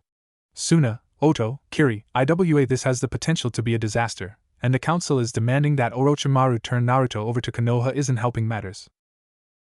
The morning of the Chunin exam came around and Kakashi Hatake had been chased off the hotel property several times. He refused to state what he wanted, but he wanted to speak with Naruto alone. Like that's going to happen, Anko said. The only other commotion had been Anko finding Kin and Haku snuggled up that morning with Naruto. She had ignored Gaara and his teddy bear glaring at her for yelling, and she managed to avoid the shower of saban needles from the two girls before she got hold of them by their ears and dragged them out the whole time lecturing, stay away from my brother. Naruto was nervous as they approached the academy. His mother was behind his team with Kimimaro. Both refused to allow the teams to wander alone after the incident several days back. Tsunade's rant about the stupid council was heard when a messenger had shown up with a scroll demanding Oto hand over Naruto. Sadly, Naruto heard the messenger was going to be on a liquid diet for the coming month and might be able to sit down within 2 months. Relax, brat. Tsunade saw his nervous energy. Konoha never changes its exam. The first part will be psychological, the second will be a survival, and the third round is a single elimination tournament. Sounds stupid, Naruto muttered. You thinking of waiting another 6 months and take the exam in Iwa? Tsunade asked, and Naruto could hear the hope in his mother's voice. Nope. Already put it off so Gaara and I could team with Kinchan. Said girl blushed at her teammate's statement. You got your pipes? Tsunade asked. Yes, Mom. Don't take that tone with me, young man. You have your survival gear sealed in your scrolls? She asked the 3 genin as they walked. Ahead them was Anko's team and behind them was Jiraiya's. Yes, the 3 said. Gaara? You have your instrument? Tsunade asked. Yes, Lady Tsunade, he said, and she saw the scroll on his hip. Kin. I have my flute and the medical packs you prepared for us back at Otogekyo, Lady Tsunade, she said. You'd think you were taking this test, Suhaim, Jiraiya said, coming closer. I'm worried, she admitted, with the scroll from the council and Hataki's insistence at speaking with Naruto. It will be fine, Jiraiya said. Hey brat. What arrow pop? Naruto asked. Don't call me that, Jiraiya said and sighed. You have it right? Yeah, Naruto said. Good. Be careful in there, the Toad Sage said. He fell back to be near his team. Kabuto. He spoke lowly. Watch over them. I know Anko's got her team doing it as well, but with the Council of Fools making demands. You think they'll try something during the second part of the exam? The Glasses teen asked. Yes. Also, keep your eyes out for Kakashi Hatake. He's been stalking Naruto since we got here. His team has the Uchiha. Orders? Jiraiya handed the scroll to Kabuto. Either seal the Sharingan, or eliminate him. As you and the Otokage command, Lord Jiraiya, Kabuto said, pushing his glasses up. Kankuro and Dosa nodded, understanding their orders as well. You're not fooling anyone. Drop the genjutsu and get out of the way, they heard entering the building. Naruto shook his head. What a dumbass. What you say? The pink-haired girl turned around. I said your boyfriend is a dumbass. The genjutsu was set up to get rid of weaker teams. Sasuke turned to see the teenagers they saw a couple days ago. Fight me, he demanded. Naruto and his team ignored him and walked past. Sasuke, pissed at being ignored, reached out to grab Naruto when another hand grabbed his wrist and squeezed hard. You shall not touch Naruto-sama, a teen said. He was wearing white clothes and a black trench coat. He had a red headband keeping his spiky brown hair out of his eyes. Ryu, don't waste your time on the Konoha trash, Temari said. Save it for the second part of the exam. Ryu let Sasuke go with a snap, staggering the Uchiha back. The Konoha genin glared as the Oto teams moved up the stairs. Sasuke-kun? Sakura asked while their teammates stood there in shock. Above, a pair of eyes with bushy eyebrows looked at the Uchiha and made a decision. Naruto looked around the room. A lot of teams here. No one I know, he thought. He frowned, seeing 3 figures. Shadow Society? He thought, seeing the black and blue masked figure next to the orange and black figure with a third figure sporting a skull mask. Naruto? Kin was next to him. What's wrong? Scorpion and Sub-Zero are here, he said, gesturing. Who's the skull bearer? She asked. Not sure. But things got more dangerous, Naruto said. Pass the word. Avoid them at all costs. Kin nodded while Naruto watched the trio. It's been a couple of years, he thought. Flashback. Naruto and Anko were at a nearby fishing village, having slipped away from their family who were busy getting Otogakure set up and running. The 2 children had even managed to slip away from their guards. The simple reason was they were tired of being watched. Ever since the episode with Kabuto's family, they had been heavily watched. Are you sure we're fine here?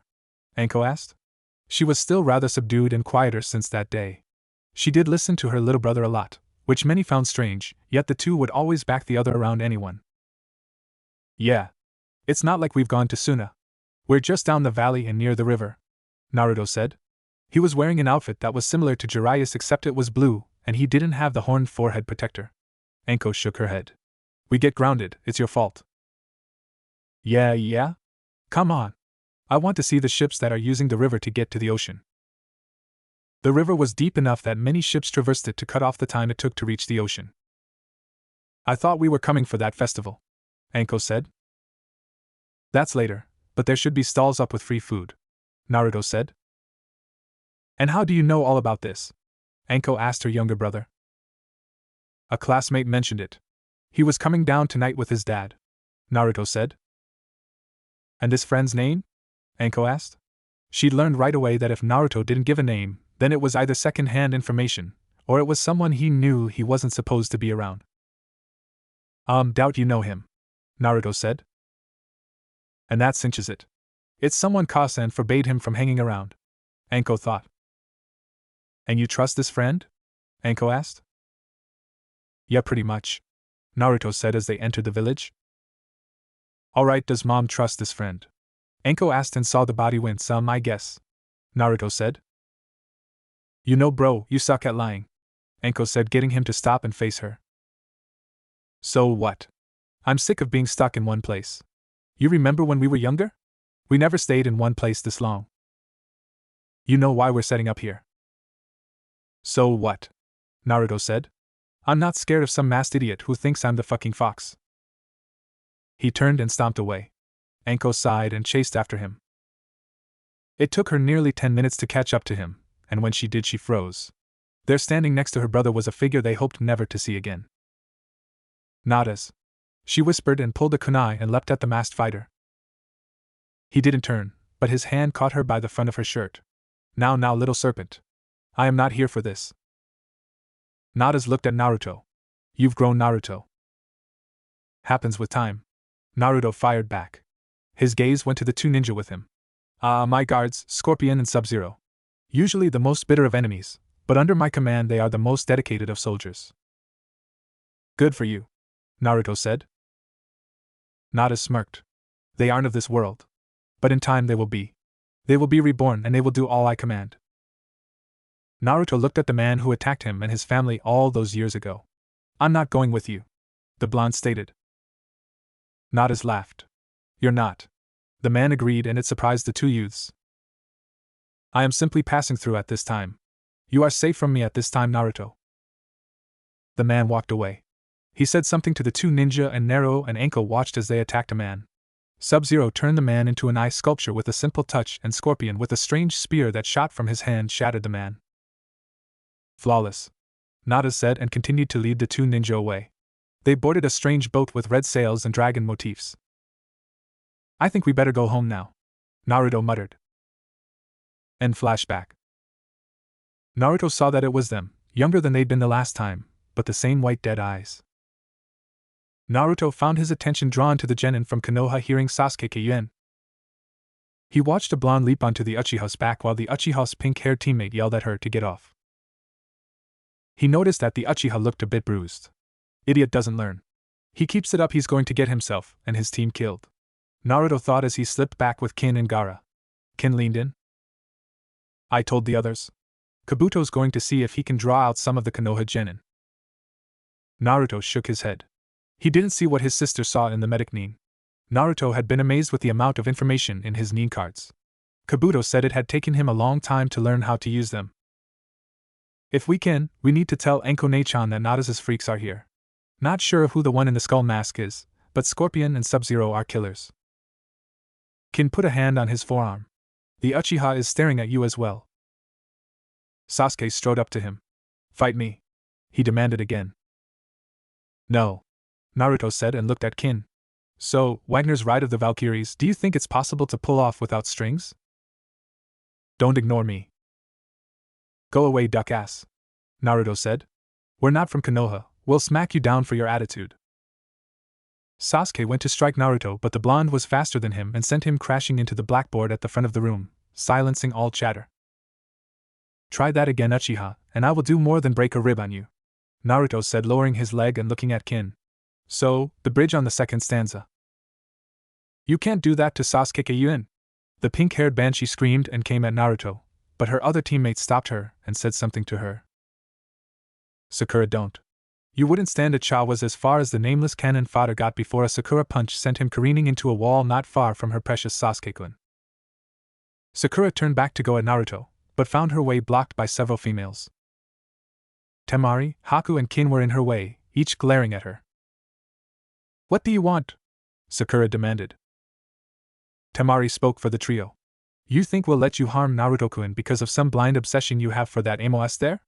Think again, Pinky.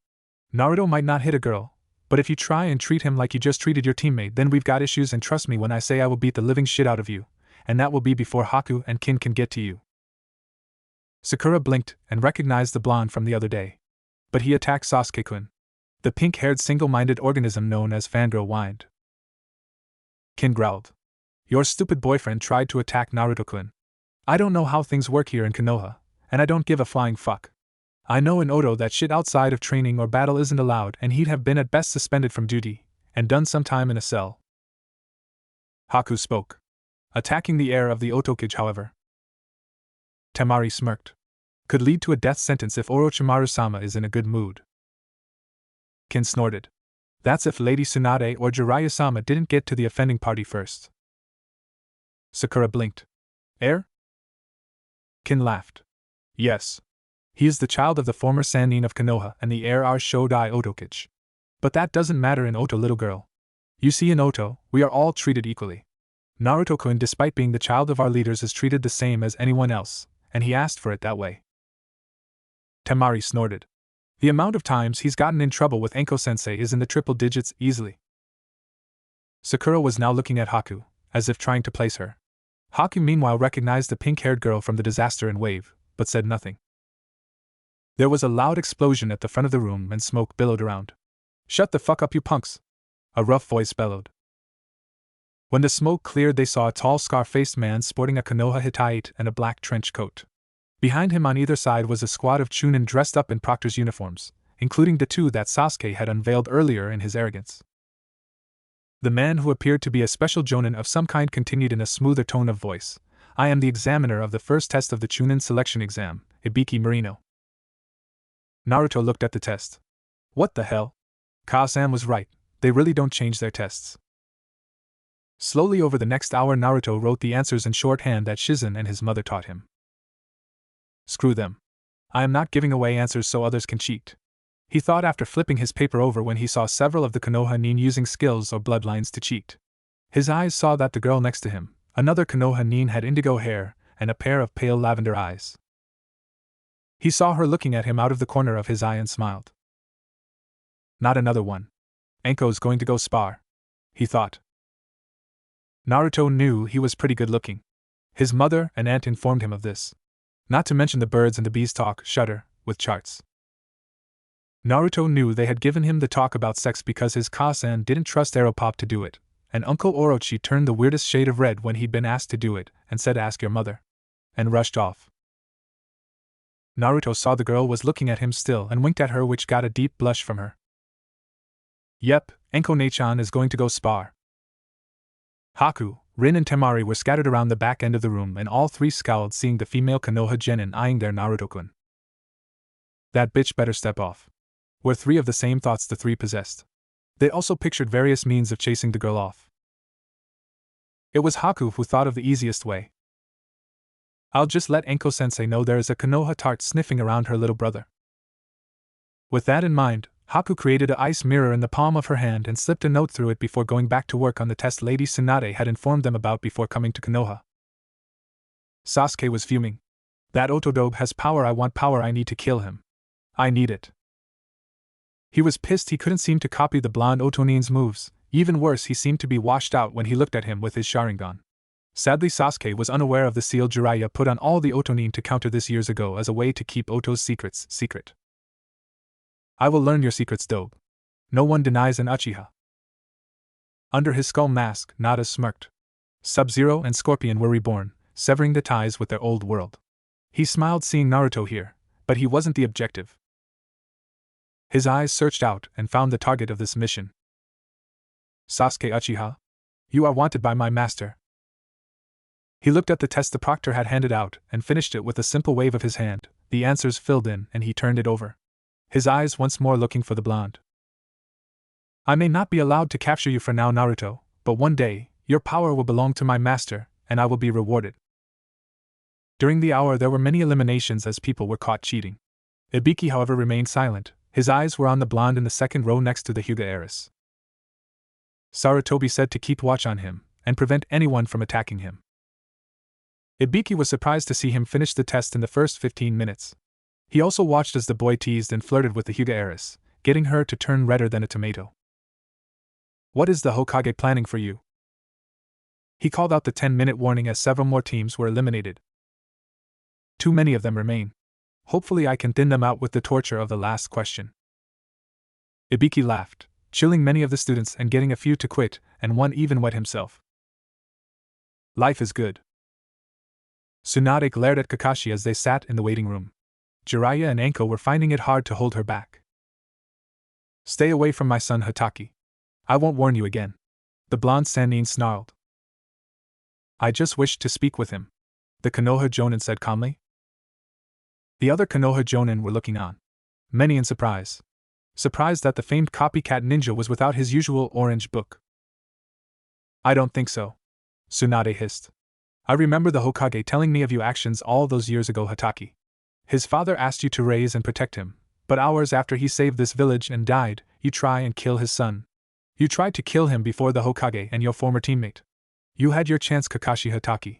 I won't allow you another. As entertaining as this is, does anyone know about the first exam? A grass Jonin asked. It was Asuma Sarutobi who, after lighting his cigarette while ignoring the glares from others, answered. They'll be lucky if they pass. Why is that? Kurina Yuhi, a Jonin of Konoha, asked. Kakashi turned his gaze from Tsunade, looking at her before he answered. You're still rather new as a Jonin, so I'm not surprised you don't know. Know what? Kurina asked. It was Asuma who spoke again, exhaling a cloud of smoke. The head proctor for the first exam is the head of Konoha's interrogation unit, Ibiki Marino. Several Jonin winced hearing that name. Many looked at the Odo contingent as they all smiled. Anko jumped as something cold touched her hand. She saw a palm-sized ice mirror appear and a note slip into her hand. A second note already?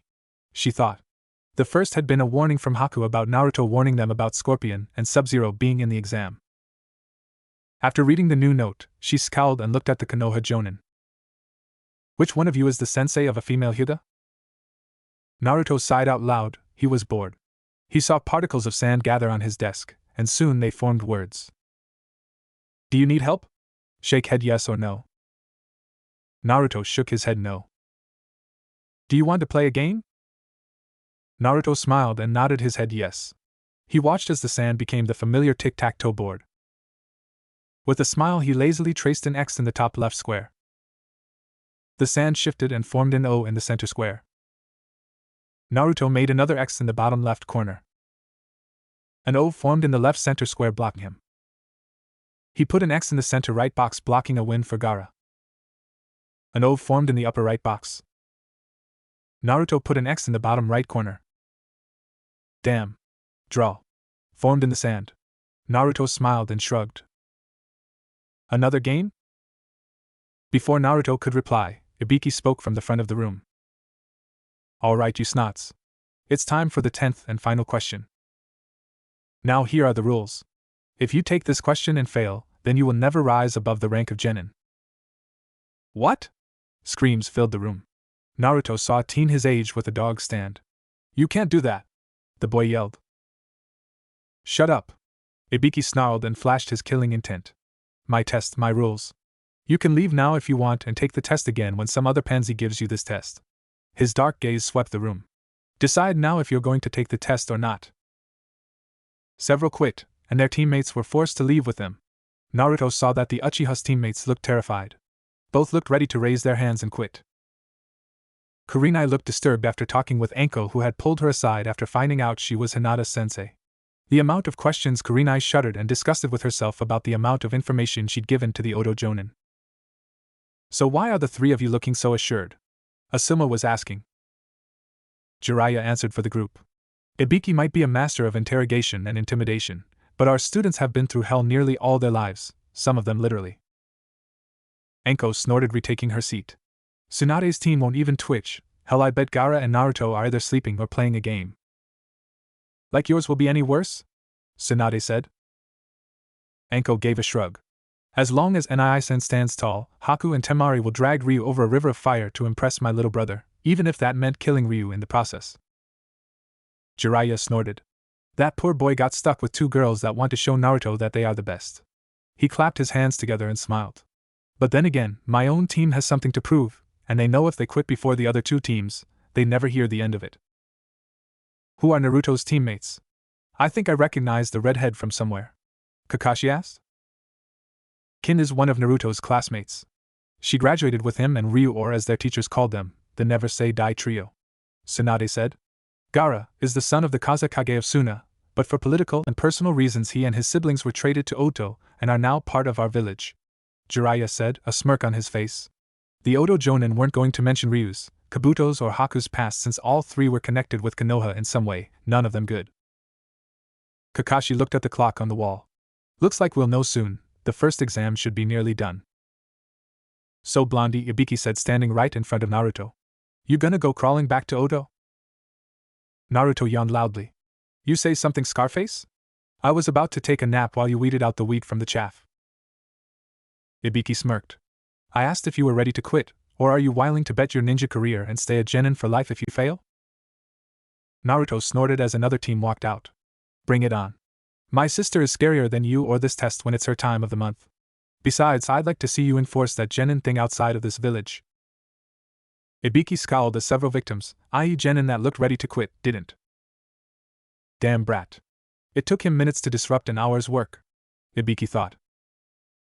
And besides, even if that was possible, and I do get stuck as a genin for the rest of my life, it doesn't matter. And why is that? Ibiki asked, curious to see what the blonde would do now. That just means I'll be the world's strongest genin that will be able to kick Akage's ass. So bring on your 10th question, because Naruto Uzumaki Namikaze won't back down no matter what, that's my way of the ninja. Never say die. Testify. Ryu and Kin yelled from their seats, and the Oto group chuckled at that. Naruto looked at Ibiki. Give me your best, I'll take it, chew it up and spit out the change. Crap, he's dispelled the fear effect. Anyone else want to save their ninja careers and quit now? Last chance? Ibiki looked around and sighed mentally while keeping his face blank. 42 remained 14 teams. He tallied it up. No one? He asked when no one moved. Well then, you all pass, he said, and smirked at the looks of disbelief as gasps of surprise and yelled, what about the 10th question? And the sighs of relief filled the room. The chunin around the room smiled. Ibiki pulled off his bandana and the room fell quiet as he began to speak. Enko twirled the pair of kunai by their rings as she looked at Kakashi. So One Eye, if Ibiki's the first exam, who's got the next phase? The gathered Jonin senseis looked at Kakashi. The copycat ninja sighed. Sadly, it's not a ninja. The Hokage felt that the second test would be more difficult and didn't want any show of favoritism, so he contracted an outside source. Well, spit it out. Who's in charge of the second exam? Enko demanded. Kakashi sighed. He's got many names, but the one he's given us at this time is Liu Yen. Jiraiya dropped his saucer, his eyes widened. Did you say Liu Yen? Yes, why? Kakashi asked, and many in the room looked at the Sanin as he paled. Jiraiya looked at Tsunade, who looked at him in concern. Liu Yang is the given name of Master Pure Yang, also known as Liu the Progenitor by some Taoists. He dresses as a scholar, and wears a sword strapped to his back that will dispel evil spirits. Why does that name sound familiar? Tsunade said. Liu Yen is Liu Tongpin, one of the 8 immortals/deities revered by Taoists. Kakashi's eyes widened. What one of the 8 is doing here is a cause for concern. Enko muttered something and both Sanin looked at her. What? She sighed. Before the exam started, I got a message from Haku. Nada's freaks are here as well. Sub-Zero and Scorpion with an unknown third. They're de-aged and sitting in on the exam. Who is Nada's? Kakashi asked, seeing the two Sanin look worried. A threat, Jiraiya muttered. Think we can grab the kids and hit the border before they realize it? Tsunade asked, concerned for her adoptive son's safety overriding all. No. Naruto won't run, Enko said. And the others will close ranks around him. Jiraiya nodded. The second stage of the Chunin exam just became more dangerous. The remaining teams looked at the scholar, who was drunk and standing at the front of the room looking at them with complete boredom. You couldn't have lost a few more at Biki-san? Liu Yen asked. Feel the room. The drunk looked at the group with bleary eyes. Bah. They'll be cut down to half or more by the time they reach the end of my exam. The man let out a belch and sighed. All right, report to pulled out a scrap of paper and tried to focus his eyes on it. Forest of Death, the nice Chunin here will escort you. And where will you be? A brave genin asked. You held up his gourd. Refill. With that he vanished in a burst of water, and the Chunin got up and started to herd the kids out. Ibiki sighed before collecting the tests. He got to the one where the blonde was sitting and read the note. Damn brat. I just might try to hire him someday. Ibiki went to inform the Hokage of the dangers in the group of genin, and wondered how things got so out of control. I blame Danzo and his people for creating the weakness in Konoha, but the bastard still hasn't been found. The Forest of Death, as it's called, Liu Yan said after taking a swig from his booze gourd. Naruto kept a partial ear on the directions and the gripping from many of the other genin, including the Konoha ones. Weak. Didn't their senseis warn them in advance? Glad Ka-san, Aeropop and Uncle told us what to expect. Actually, glad I'm not part of Konoha. They sound like, as Taiyuya-chan said, a bunch of fucking whiners. Naruto thought about one of his uncle's personal guard. He could sense Kimimaro nearby and knew the man was watching over him. He shared a look with Kin and Gaara. Kin used her eyes and he followed the look to where the Uchiha was standing surrounded by his fangirls and fellow Konoha nin. The haughty look on the idiot's face made him realize that the mission would be easy with how sloppy they all stood. No discipline. Hell, even when goofing off shaking his head he snorted. Gaara nodded while Kin signed the forms, forging his and Gaara's name like she'd done before. The three entered the tent and took the scroll. Liu Yan eyeing them. Now be careful in there, the drunken master said with a happy grin. We will. Naruto pulled a flask out and tossed it to the man. Some of Rice's finest. The man caught it, his eyes focusing on the beverage container, then looked at Naruto. There was a clarity there. We'll share a drink sometime. Naruto nodded. But of course he looked around, smiled. Later, sensei. He whispered and followed Gaara and Kin towards their gate. You smiled as the blonde left. You've grown a lot over the last few years, Naruto. Be safe. The next team came in and the drunk sloppily handed them a scroll and accepted the consent forms. You are looking well, Naruto. The blonde frowned as Sub-Zero and Scorpion stood on either side of the third figure. Nadas? Stay out of our way during the exam, Naruto. I am not here for you this time. The skull-masked Nada said. Who are you, the Uchiha? He said. Very observant, Naruto. How is Kyubi? Sleeping and nearly absorbed, Naruto said. Aeropop adjusted the seal. So you're nearly out of luck. Nada's eyes behind the mask narrowed. You six. No fighting before the exam. A Chunin called out. Good luck, Naruto, Nada said, leading his team away. Naruto narrowed his eyes. Eat shit and die soon, bastard. Gaara chuckled at this while Kin pouted. You've really been around Taiyuya too much, Naruto-kun, she said. Gaara looked at her and for some reason the comment bubbled up. And you wish it was you he was close to? The flute user scowled at Gaara. What do you know, sandboy? Gaara couldn't help it. He blamed it on the fact he was able to sleep and his best friend Naruto was rubbing off on him. I know you and nearly every girl our age wants to have Naruto bed them and make them his, my sister included. Naruto got a look on his face when he heard that. She slipped into my window. I had nothing to do with that, Gaara. That is the only reason you lived, the redhead said. That and your sister had a long talk with me after I buried you under a sand hill. Naruto patted his friend's shoulder. He and Temari were the only ones allowed touch him without his sand flaring up. Sorry about that. Enkone-chan gets overprotective. Kin snorted as she recalled her own discussion with the snake Jonin and shuddered. It was taking her and Haku to fight her off, and Kin wasn't liking the idea of having to share with anyone. Here's our gate, Gaara said. They looked at their watches and saw they had a good 40 minutes left before the exam would start, and the other teams reached their gates. Wonder where the others are going to be starting from? Naruto sat down. Gaara smiled. Got a map? The three shared a smile. Sarutobi sighed as he got the reports. Outside forces are here. If what Tsunade and the others have said, this Nadas is a very dangerous man. What's more is that cloud, rain and grass are showing signs of attacking as well. He puffed on his pipe and cursed the day that the Sanin had abandoned Konoha. Their breaking ties with Konoha weakened us greatly. Oto has flourished over the years. They have acquired many strong ninja and the young ones are even stronger. They acquired the children of the Kazekage, one of whom holds another demon. Sarutobi sighed as he recalled the council demanding that he grab the Kyubi brat and make him a personal weapon of Konoha. Sarutobi snorted. The person to do that will have to deal with Tsunade.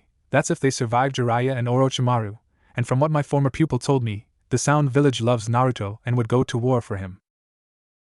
Sarutobi recalled the earlier meeting with Orochimaru, who told him how Naruto would find strays and bring them to the village, how he would help them open up and heal their hearts and souls.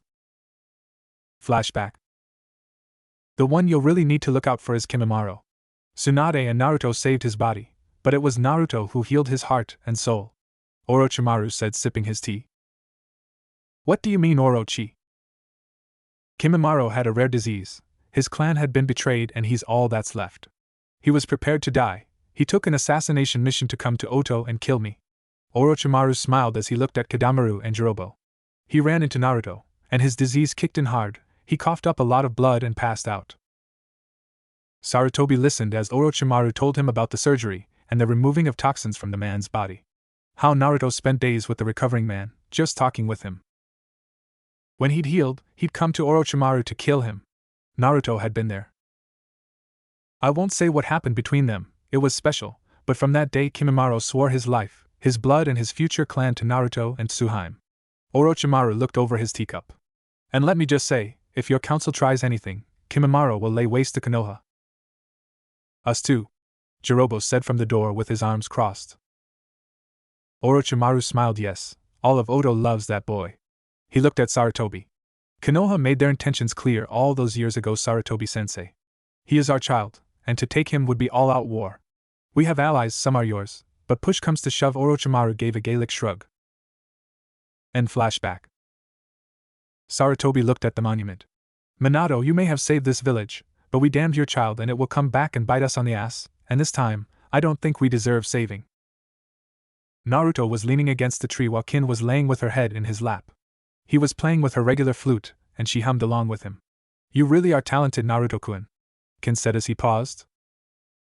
Thanks, Kin-chan, he said. Both looked to see a figure approaching. Uchiha, Gaara said. He had his eyes closed, and was using his sand to watch the other teams with his floating eyes. Otodobe, Sasuke said. So Kin, do you and Haku-chan think you can handle Anko? Naruto asked, ignoring the dark-haired Konoha teen. Kin's eyes widened as she looked up at Naruto, who smirked at her then winked. Woohoo! She thought as her heart sped up as he leaned down and gave her a peck on the forehead. Don't ignore me! Sasuke yelled. He moved to attack, but a Chunin appeared. Move along, Uchiha, report to your gate, your team is waiting for you. Sasuke seethed. This isn't over. You say something, duck-ass? Naruto said as he adjusted the flute and played a little ditty that seemed to match the stomps as Sasuke stormed away. Flirt later, Gaara said as he stood. He rolled up the map and stood. It's nearly time. Kin scowled as she sat up. Naruto stood with the ease of a cat. Or a really hot fox. Kin thought, looking him over, she jumped when he pulled her to her feet. Daydream later, Kin-chan. I'm sure I can fulfill whatever you're dreaming of. Gaara sighed as the girl was blown back with a fountain nosebleed. Sigh, you just had to push her buttons now. Naruto shrugged. What can I say? Aeropop told me to have fun during the exam. You do know they are going to claim you one of these days. You can't keep the clueless facade up forever, Gaara said. I've heard Temari planned to tie you down, and in her words, make a man out of you all night long. Naruto paused from helping Kin and looked at his friend. And you're going to kill me? Gaara paused and looked at him. No. I'd like you as a brother-in-law. Naruto watched his teammate gather the scroll up. He looked at Kin and wiped the blood from her upper lip and nose. Wake up, Kin-chan, he said softly. No, I want to dream more of Naruto-kun, the girl said, taking his hand and clamping her hands around it and holding it against her chest. Naruto swallowed several times and looked around, thanking Kami that Anko wasn't here, nor his mom. Kami, they'd kill her and lecture me, he thought as he shook her again. Come on, Kin-chan, Anko will kill you otherwise. The girl was on her feet looking about wildly. Naruto smiled and put her spare flute in her hands. Come on, it's time, he said. She watched him walk away, her eyes going from the flute to the blonde, and then she recalled what he'd said and she made a sqeee sound just as the buzzer sounded, and the second task of the Chunin exam began with the teams leaping deep into the forest. Bored now, Naruto said as he twisted the IWA Nin's neck around with minimal effort. You and Anko have short attention spans, Kin hissed as she pickpocketed the bodies of the IWA ninja they just fought. Gaara, surrounded by sand as it flowed back into his gourd, gave the puddle that had been his opponent a disappointed look. The gear was blood-soaked from his attack, the flesh being liquefied under the pressure. Another Earth Scroll, Naruto said, finding the scroll in his opponent's belongings. Head for the tower? He asked. We haven't encountered the Uchiha, Kin said. Naruto shook his head. With Nadas and his freaks here, it would be a bad idea to remain as exposed. They had encountered a grass team 2 minutes in and got the Heaven Scroll. They'd been searching the last hour for the Uchiha, but came up empty. And we haven't seen the others either, Kin said. Gaara? Naruto asked, seeing his red-headed friend pulling out the map. Kankuro and his team are coming from the far north. Haku's team is coming from west, he said, pointing at the locations on the map. Good thing we all carry sand vials, Kin muttered. Gaara nodded and pointed at the map. The Uchiha's team would be coming from this way. That's too far out of our way. Best bet would be Kankuro and Kabuto with Dosu getting to him. The 3 Oto Nins studied the map. We're not far from Haku and Temari, Naruto began, and Kin chuckled. Wonder if Ryu's alive or being dragged.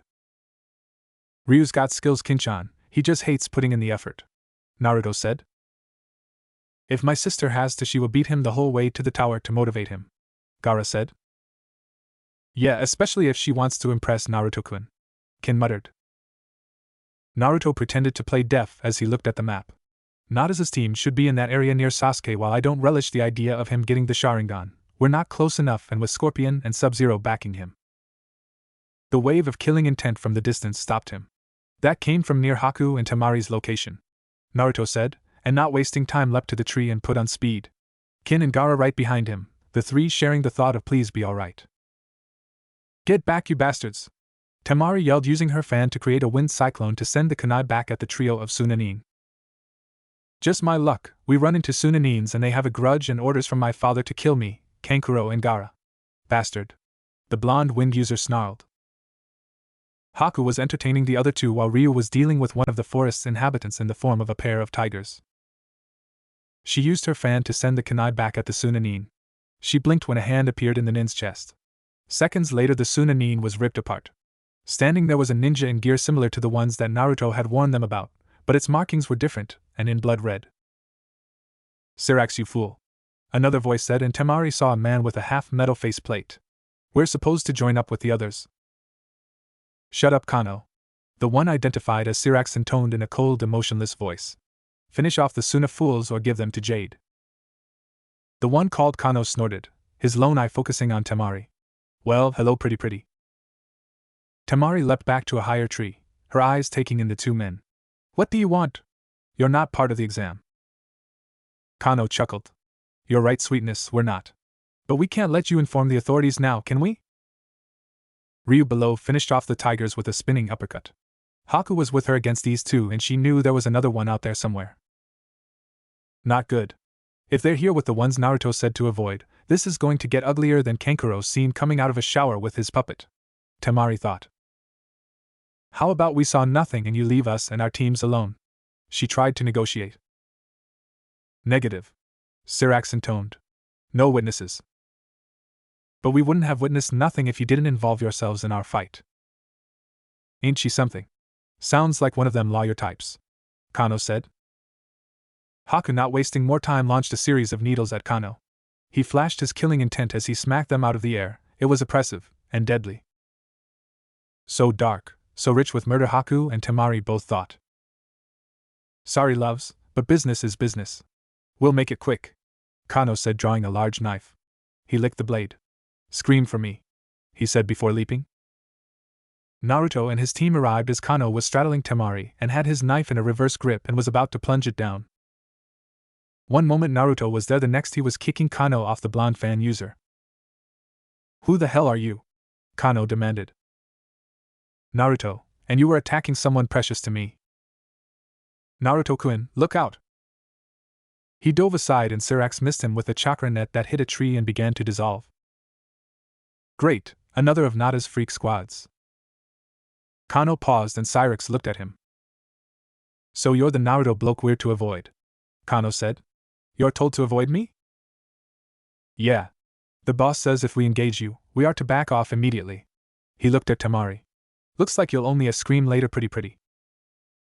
Come near her again and I will kill you, Naruto growled. Kano smirked and shivered theatrically. Oh. So scared, mate. Just be glad I honor my contracts. He turned towards his partner. Let's go. We need to hook up with Jade and get to the Uchiha. The two shoe-shined away. Naruto helped Temari up as Haku landed next to them. You both okay? Yeah. The one called Kano is quick, he seemed to shimmer as he moved. Temari said. Ryu climbed up the tree and sighed. Are we done? Can we go to the tower now?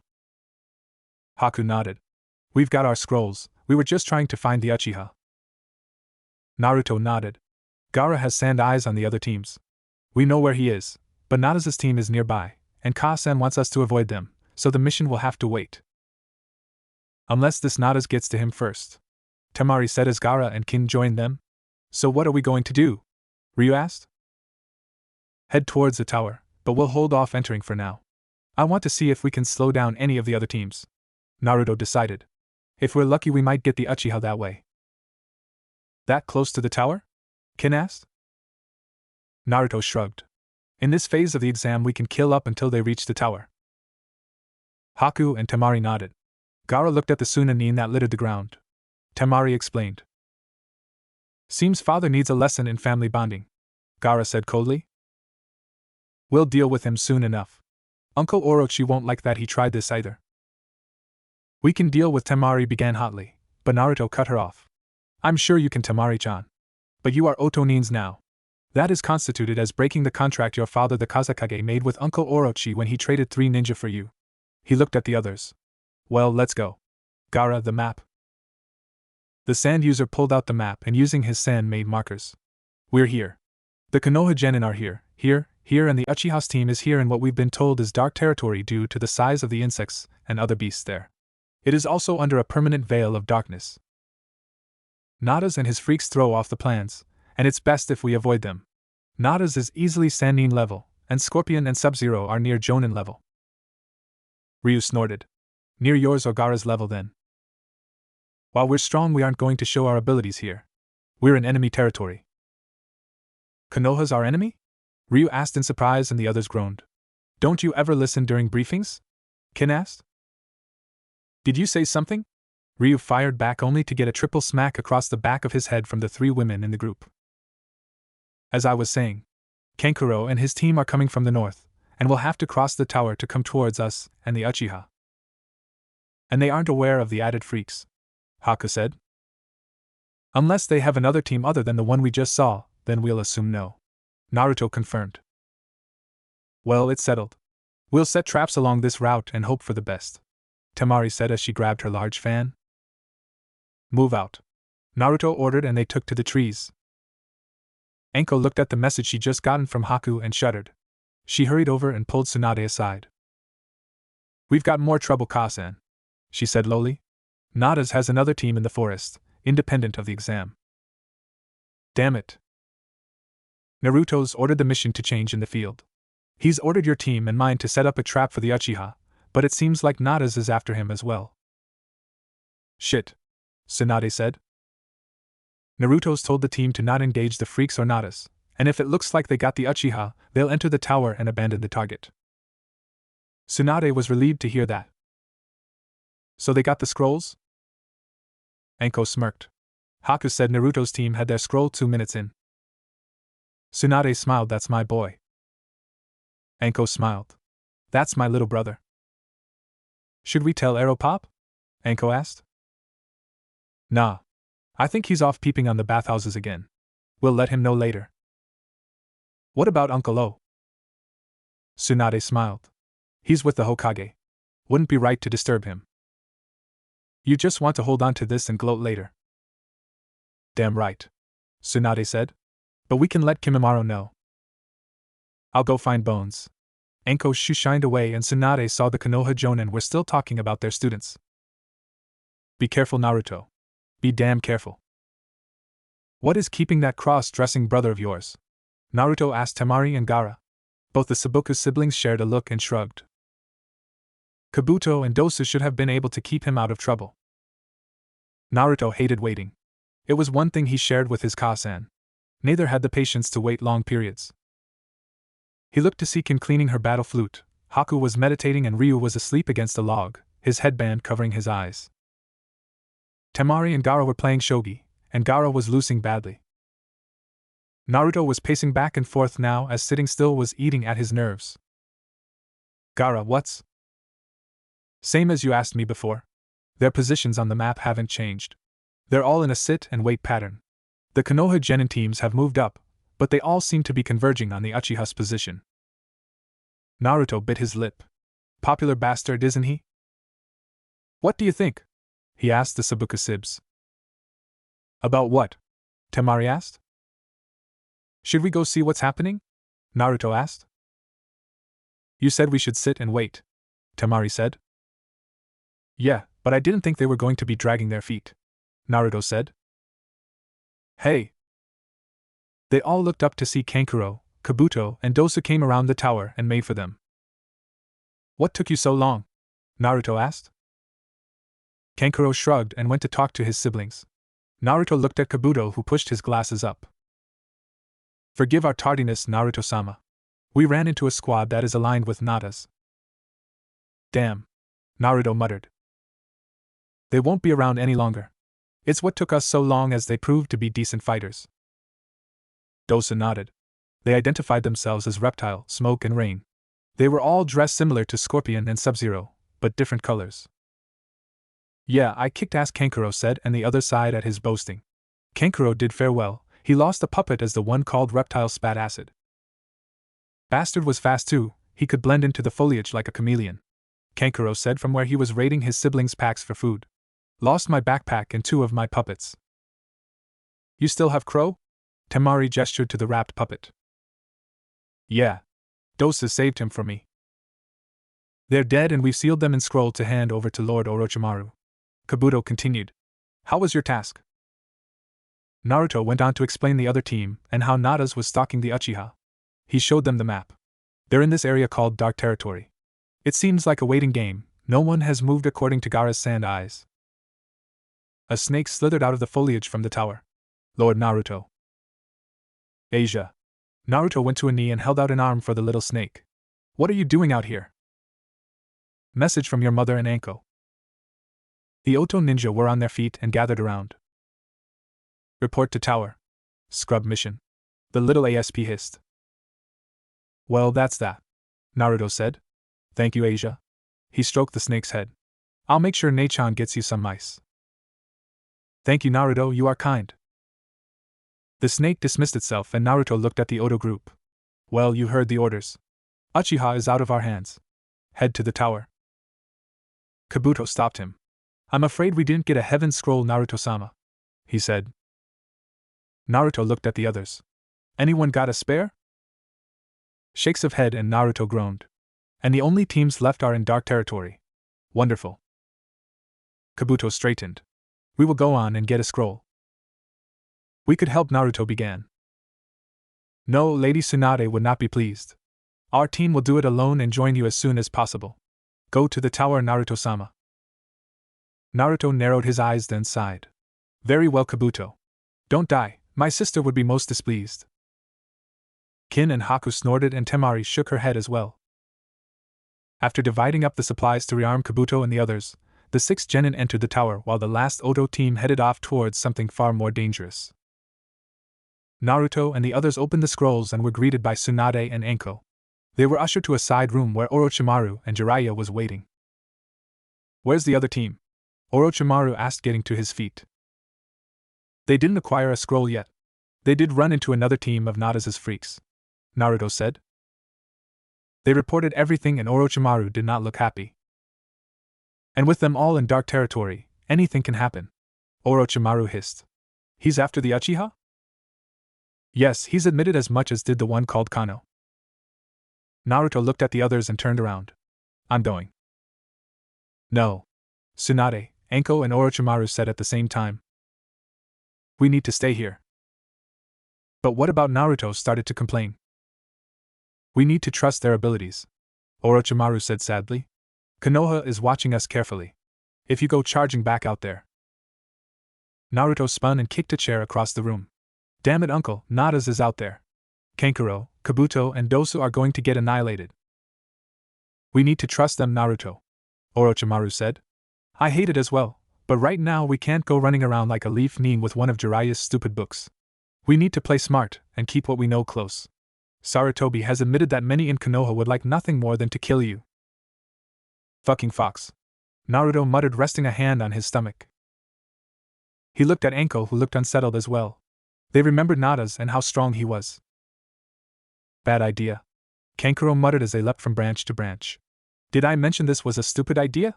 He asked louder. Kabuto sighed and adjusted his glasses. Numerous times. But we have our mission, he said.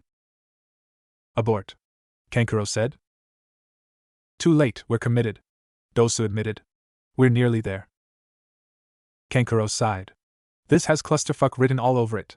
He muttered, fingering the kunai Naruto and Temari had armed him with. There, Kabuto said as they landed on a branch. Down in a clearing they saw the Uchiha's team laid to waste. Nada's was holding the Uchiha up by his throat. What should we do? Kankuro asked. How about die? The three Otonin scattered as Kano landed with a grin, his knife buried deep into the branch where they'd been a second before. We have no quarrel with you, Kabuto said. We just need a scroll to enter the tower. You kicking the shit out of Konoha is none of our business. The usually quiet medic said. He was nervous. The amount of killing intent coming from the clearing was at levels nearly making them sick, even at this distance. You killed our comrades, Kano said as he licked the blade of his knife. They attacked us, we have not quarreled and won none, Dosa said. Oh, you got a quarrel, mate. Syrax hates losing those he considers clan. The Oto 3 scattered again, as the acid net slammed into the tree and started to dissolve the bark, scorching the tree. Not good. Kabuto thought, seeing another Nin join the knife wielder. A woman wearing an outfit similar to Anko's with green hot pants and halter top and a mask joined them. She was holding a staff. About time you joined us, Jade, Kano snarked. You leave us with all the work. Poor baby, she said, tossing her long black hair over her shoulder with a snap of her head. Nada says leave one alive to deliver a message to Uzumaki, she said, holding up a scroll. She pointed. Leave that one. Kill the other two. Oh shit. Nada smirked as Sub-Zero shattered the pink-haired girl into hundreds of pieces and the Uchiha's other teammate was burned alive by Scorpion. He looked at the Uchiha in his grasp. Don't worry, boy. Your suffering is about to end. I just want your eyes. Even without the Sharingan activated, I can use them. Uchiha DNA after all will be valuable to the highest bidder soon. Nada's paused. I suppose we'll need more genetic material. He snapped his fingers and another ninja appeared. She wore the same marks as Sub-Zero. Frost. Take him to the doctor. Once he has all he needs, kill him and dispose of him. The female ninja, like the other two, was silent as she froze Sasuke Uchiha in a block of ice up to his neck and then vanished in a blast of cold air. He looked over his shoulder as Jade, Kano and Syrax disposed of the Otonin. He considered killing the other Konoha nin, but they were like frightened rabbits hiding in the brush. Let's go. I wish to see how Naruto-kun handles the next round. Nada's and his team leapt away, the sign of slaughter all around. In the bushes, Team 8, Team 9 and Team 10 were being sick at the wholesale slaughter they just witnessed, too afraid from the killing intent to even move to help Team 7. Niji Hyuga, the first able to move, saw the Oto team and found a survivor amidst the carnage. He saw the scroll stuffed into the nin's clothes and read the name. Uzumaki. It was a name Niji would remember. It was a name he would blame for the slaughter here in the forest. It was a name he'd report to the Hokage as soon as possible. Pardon the intrusion, Lord Orochimaru. The Hokage requests your presence, a Chunin said after opening the door. Tell the Sandaime I will be there shortly, Orochimaru said. I've got a bad feeling about this, Naruto muttered. Stow it, Gaki, Jiraiya said. Everything is fine. No, it's not, Aeropop. Kabuto and the others should have made it back by now, Naruto said. Anko, stay with your brother and the others. Dobe, come with me, Orochimaru said. What about me? Tsunade asked. Protect them, Haim, Orochimaru whispered to her. Naruto's right, something feels off. She nodded as she pulled out a deck of cards. Anyone for poker? Orochimaru looked at the escort he and Jiraiya picked up.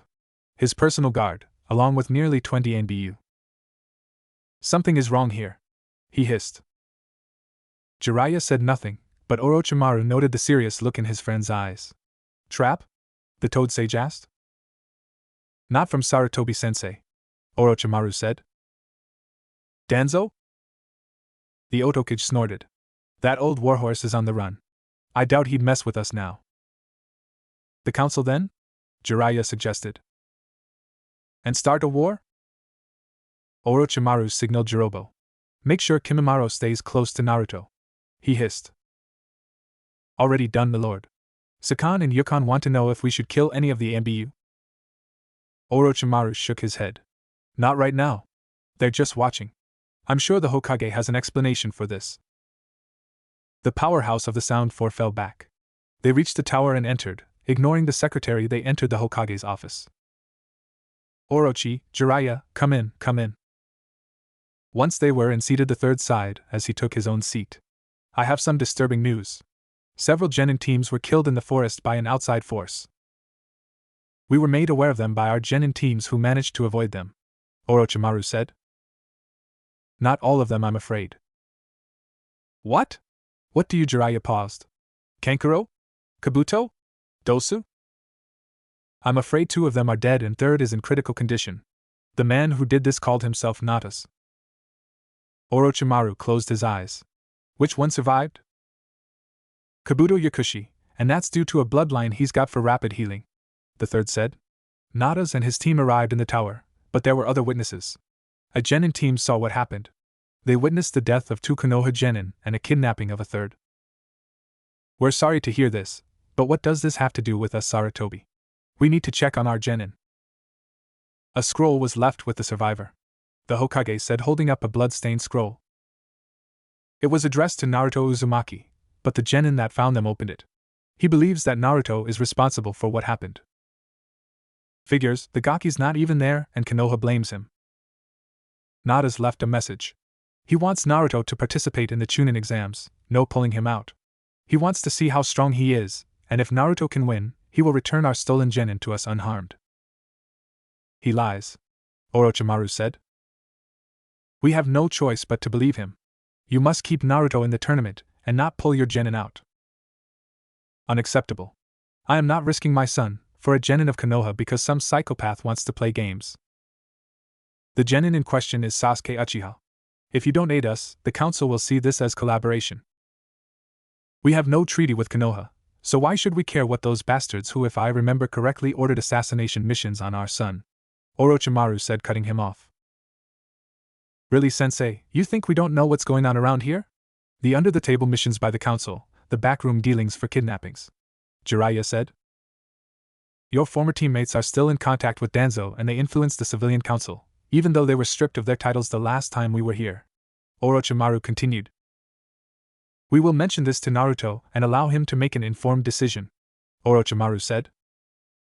Jiraiya stood. Now if you'll excuse me, I have a genin to check on. I'll let Tsunade and the others know. Jiraiya stood and left. The 2 Kages looked across the desk at one another. Orochi. Save it, Sarutobi-sensei. I will not endanger my people, not for Konoha. The Uchiha is your problem. He stood. Be careful of Nadas and his freaks. They are as strong as any of the Sanin. Sarutobi paled. All of them? In their own ways. Each of them has powers that put the Kekkei Genkai of Konoha to shame. Explain, please. One of his lieutenants is called Sub-Zero. The most we've been able to gather on him is he's a cryomancer. He controls ice like none before. His co-lieutenant is called Scorpion. He's got some sort of symbiotic spear. He also seems to manipulate fire and can't be killed. What? I saw members of the Akatsuki attack him. The first to die were the immortals Haiden and Zetsu. They fell to one man, if that's what we can call him. Naruto at the start of the exam sent word back that they were de-aged. I'm getting too old for this shit, Sarutobi muttered. The Otonin filled the hospital after Jiraiya told them of the death of Kankuro and Dosu and the critical condition of Kabuto. Gaara's-san swirled around him angrily. They will pay, he kept repeating. Temari was holding on to Naruto, sobbing at the loss of her sibling. Kin and Haku were with Anko, trying to keep her from going out alone and hunting. Tsunade and Shizen were in the room with Kabuto now, while Jiraiya had left after seeing his student. The look on his face was rage. Kimimaro stood near Naruto, his eyes in motion as he looked for a threat. We should never have let them go alone, Naruto said as Temari's sobs lessened. It's my fault. No, Temari said, looking up at him. Temari, I was in overall field command, Naruto said. He looked at the others. We're going to do this. But we'll do this smart, he said. I don't think this is a good idea, Ryu said. Noted. Kasan said there's a preliminary before the third round. If you feel you can't do this, withdraw now. There will be nothing said. What are you going to do? Haku asked from next to Anko. I will continue on. I need to see what Nada's has planned, Naruto informed them. The others wasted no time in stating their intentions to continue on as well. Bro? Anko said, her voice cold, nearly emotionless now. What? If you meet up with any of his freaks, kill them all. The last day came and went, and the last teams entered the tower. Hate gave the speech, and 2 of the Konoha Genin teams gave up. They saw what happened in the forest, and with Sub-Zero and Scorpion standing there, they didn't think they could pass. Niji Hyuga, Tenten and Rock Lee stayed in it for Konoha. For Odo, Naruto, Temari, Gaara, and Ryu stayed in. Kin and Haku pulled out after a look from Tsunade. Nada's pulled out as well, surprising everyone. Scorpion and Sub-Zero remained. Well, since we are down to 9, we shall then move on to the final round without the need of preliminary round, Hate said, seeing what was left. You will have 1 month to prepare. In times past this used to be a one-on-one tournament, but this year we are going to do something different. Hate coughed several times before speaking again. In 1 month's time we shall have a come as you are battle royal, until the last 2 remain where they will battle to declare the winner. So will there only be 1 Chunin? One of the Konoha Genin asked from the back. No, this is an evaluation of abilities and skills, Hate said. I wish you all well, and we shall reconvene in 1 month's time. As they were leaving, many of the Konoha Genin were giving those that had remained in a wide berth. Naruto smirked as he passed the Hyuga girl and gave her a wink, which caused her to gasp and turn red. Hinata? What's wrong? Her teammate with the dog asked. Naruto chuckled and kept walking. Kin, Haku and Temari all glared at the girl as they passed her by. The message to her was clear. Stay away from my / our Naruto-kun, bitch. Nada's watched with a smirk. Good. Good. Soon you shall come to me, Naruto. Konoha will sacrifice you to me to get their Uchiha back. I am quite afraid that he won't survive, however. He laughed as he faded into the shadows, his laugh echoing off the arena's walls.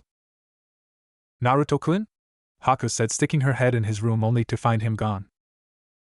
She checked the other rooms with no success. Lady Tsunade. Yes, what is it? Do you know where Naruto-kun is? The Oto Nins were not amused. You know, this can be considered kidnapping. Kakashi Hatake looked at the blonde tied to the pole, his lone eye shaped like a U. Forgive me for the way our meeting is going, but I had need to speak with you, and while I think I nearly convinced Lady Tsunade to allow me to speak with you, but it would have been supervised. Naruto snorted, his hands forming pure chakra blades as he began to slice his bonds. I do believe I said you had nothing I wanted to hear. Kakashi shrugged. Be that as it may. He sat down across from Naruto. I did you a disservice the day you were born. I know. Ka-san told me how the village treated me on the day the Kyuubi attacked after my own father sealed the 9-tailed fox inside of me. Kakashi looked down. My only apology is that I was not in the right frame of mind after hearing the death of my sensei and his wife. I was filled with grief and it controlled my actions. Naruto shrugged a shoulder. If that is all, I have things to do. No, it's not all, Kakashi said. There are things you need to know. Things I can tell you about your father. Hatake-san, let me be blunt. Sanin has taught me everything my father knew. He's told me about my parents. There is nothing you can say that will surprise me. Kakashi looked at him and was about to respond when the wall exploded in and a pissed-off Tsunade led the way. Behind her were several kunoichi. This is going to hurt, isn't it? Hatake asked in a moment of clarity. Better believe it, bub. Naruto muttered, watching as the girls he knew proceeded to turn the Konoha Jonin into a frozen, pummeled, pincushion with bruises, before a pist of slug Sanin punch sent him flying across Konoha into the Hokage monument. Said females then turned to the bound Nero, who deactivated his chakra blades. Ladies, Ka-san? He said. You are in big trouble, mister. His mother said.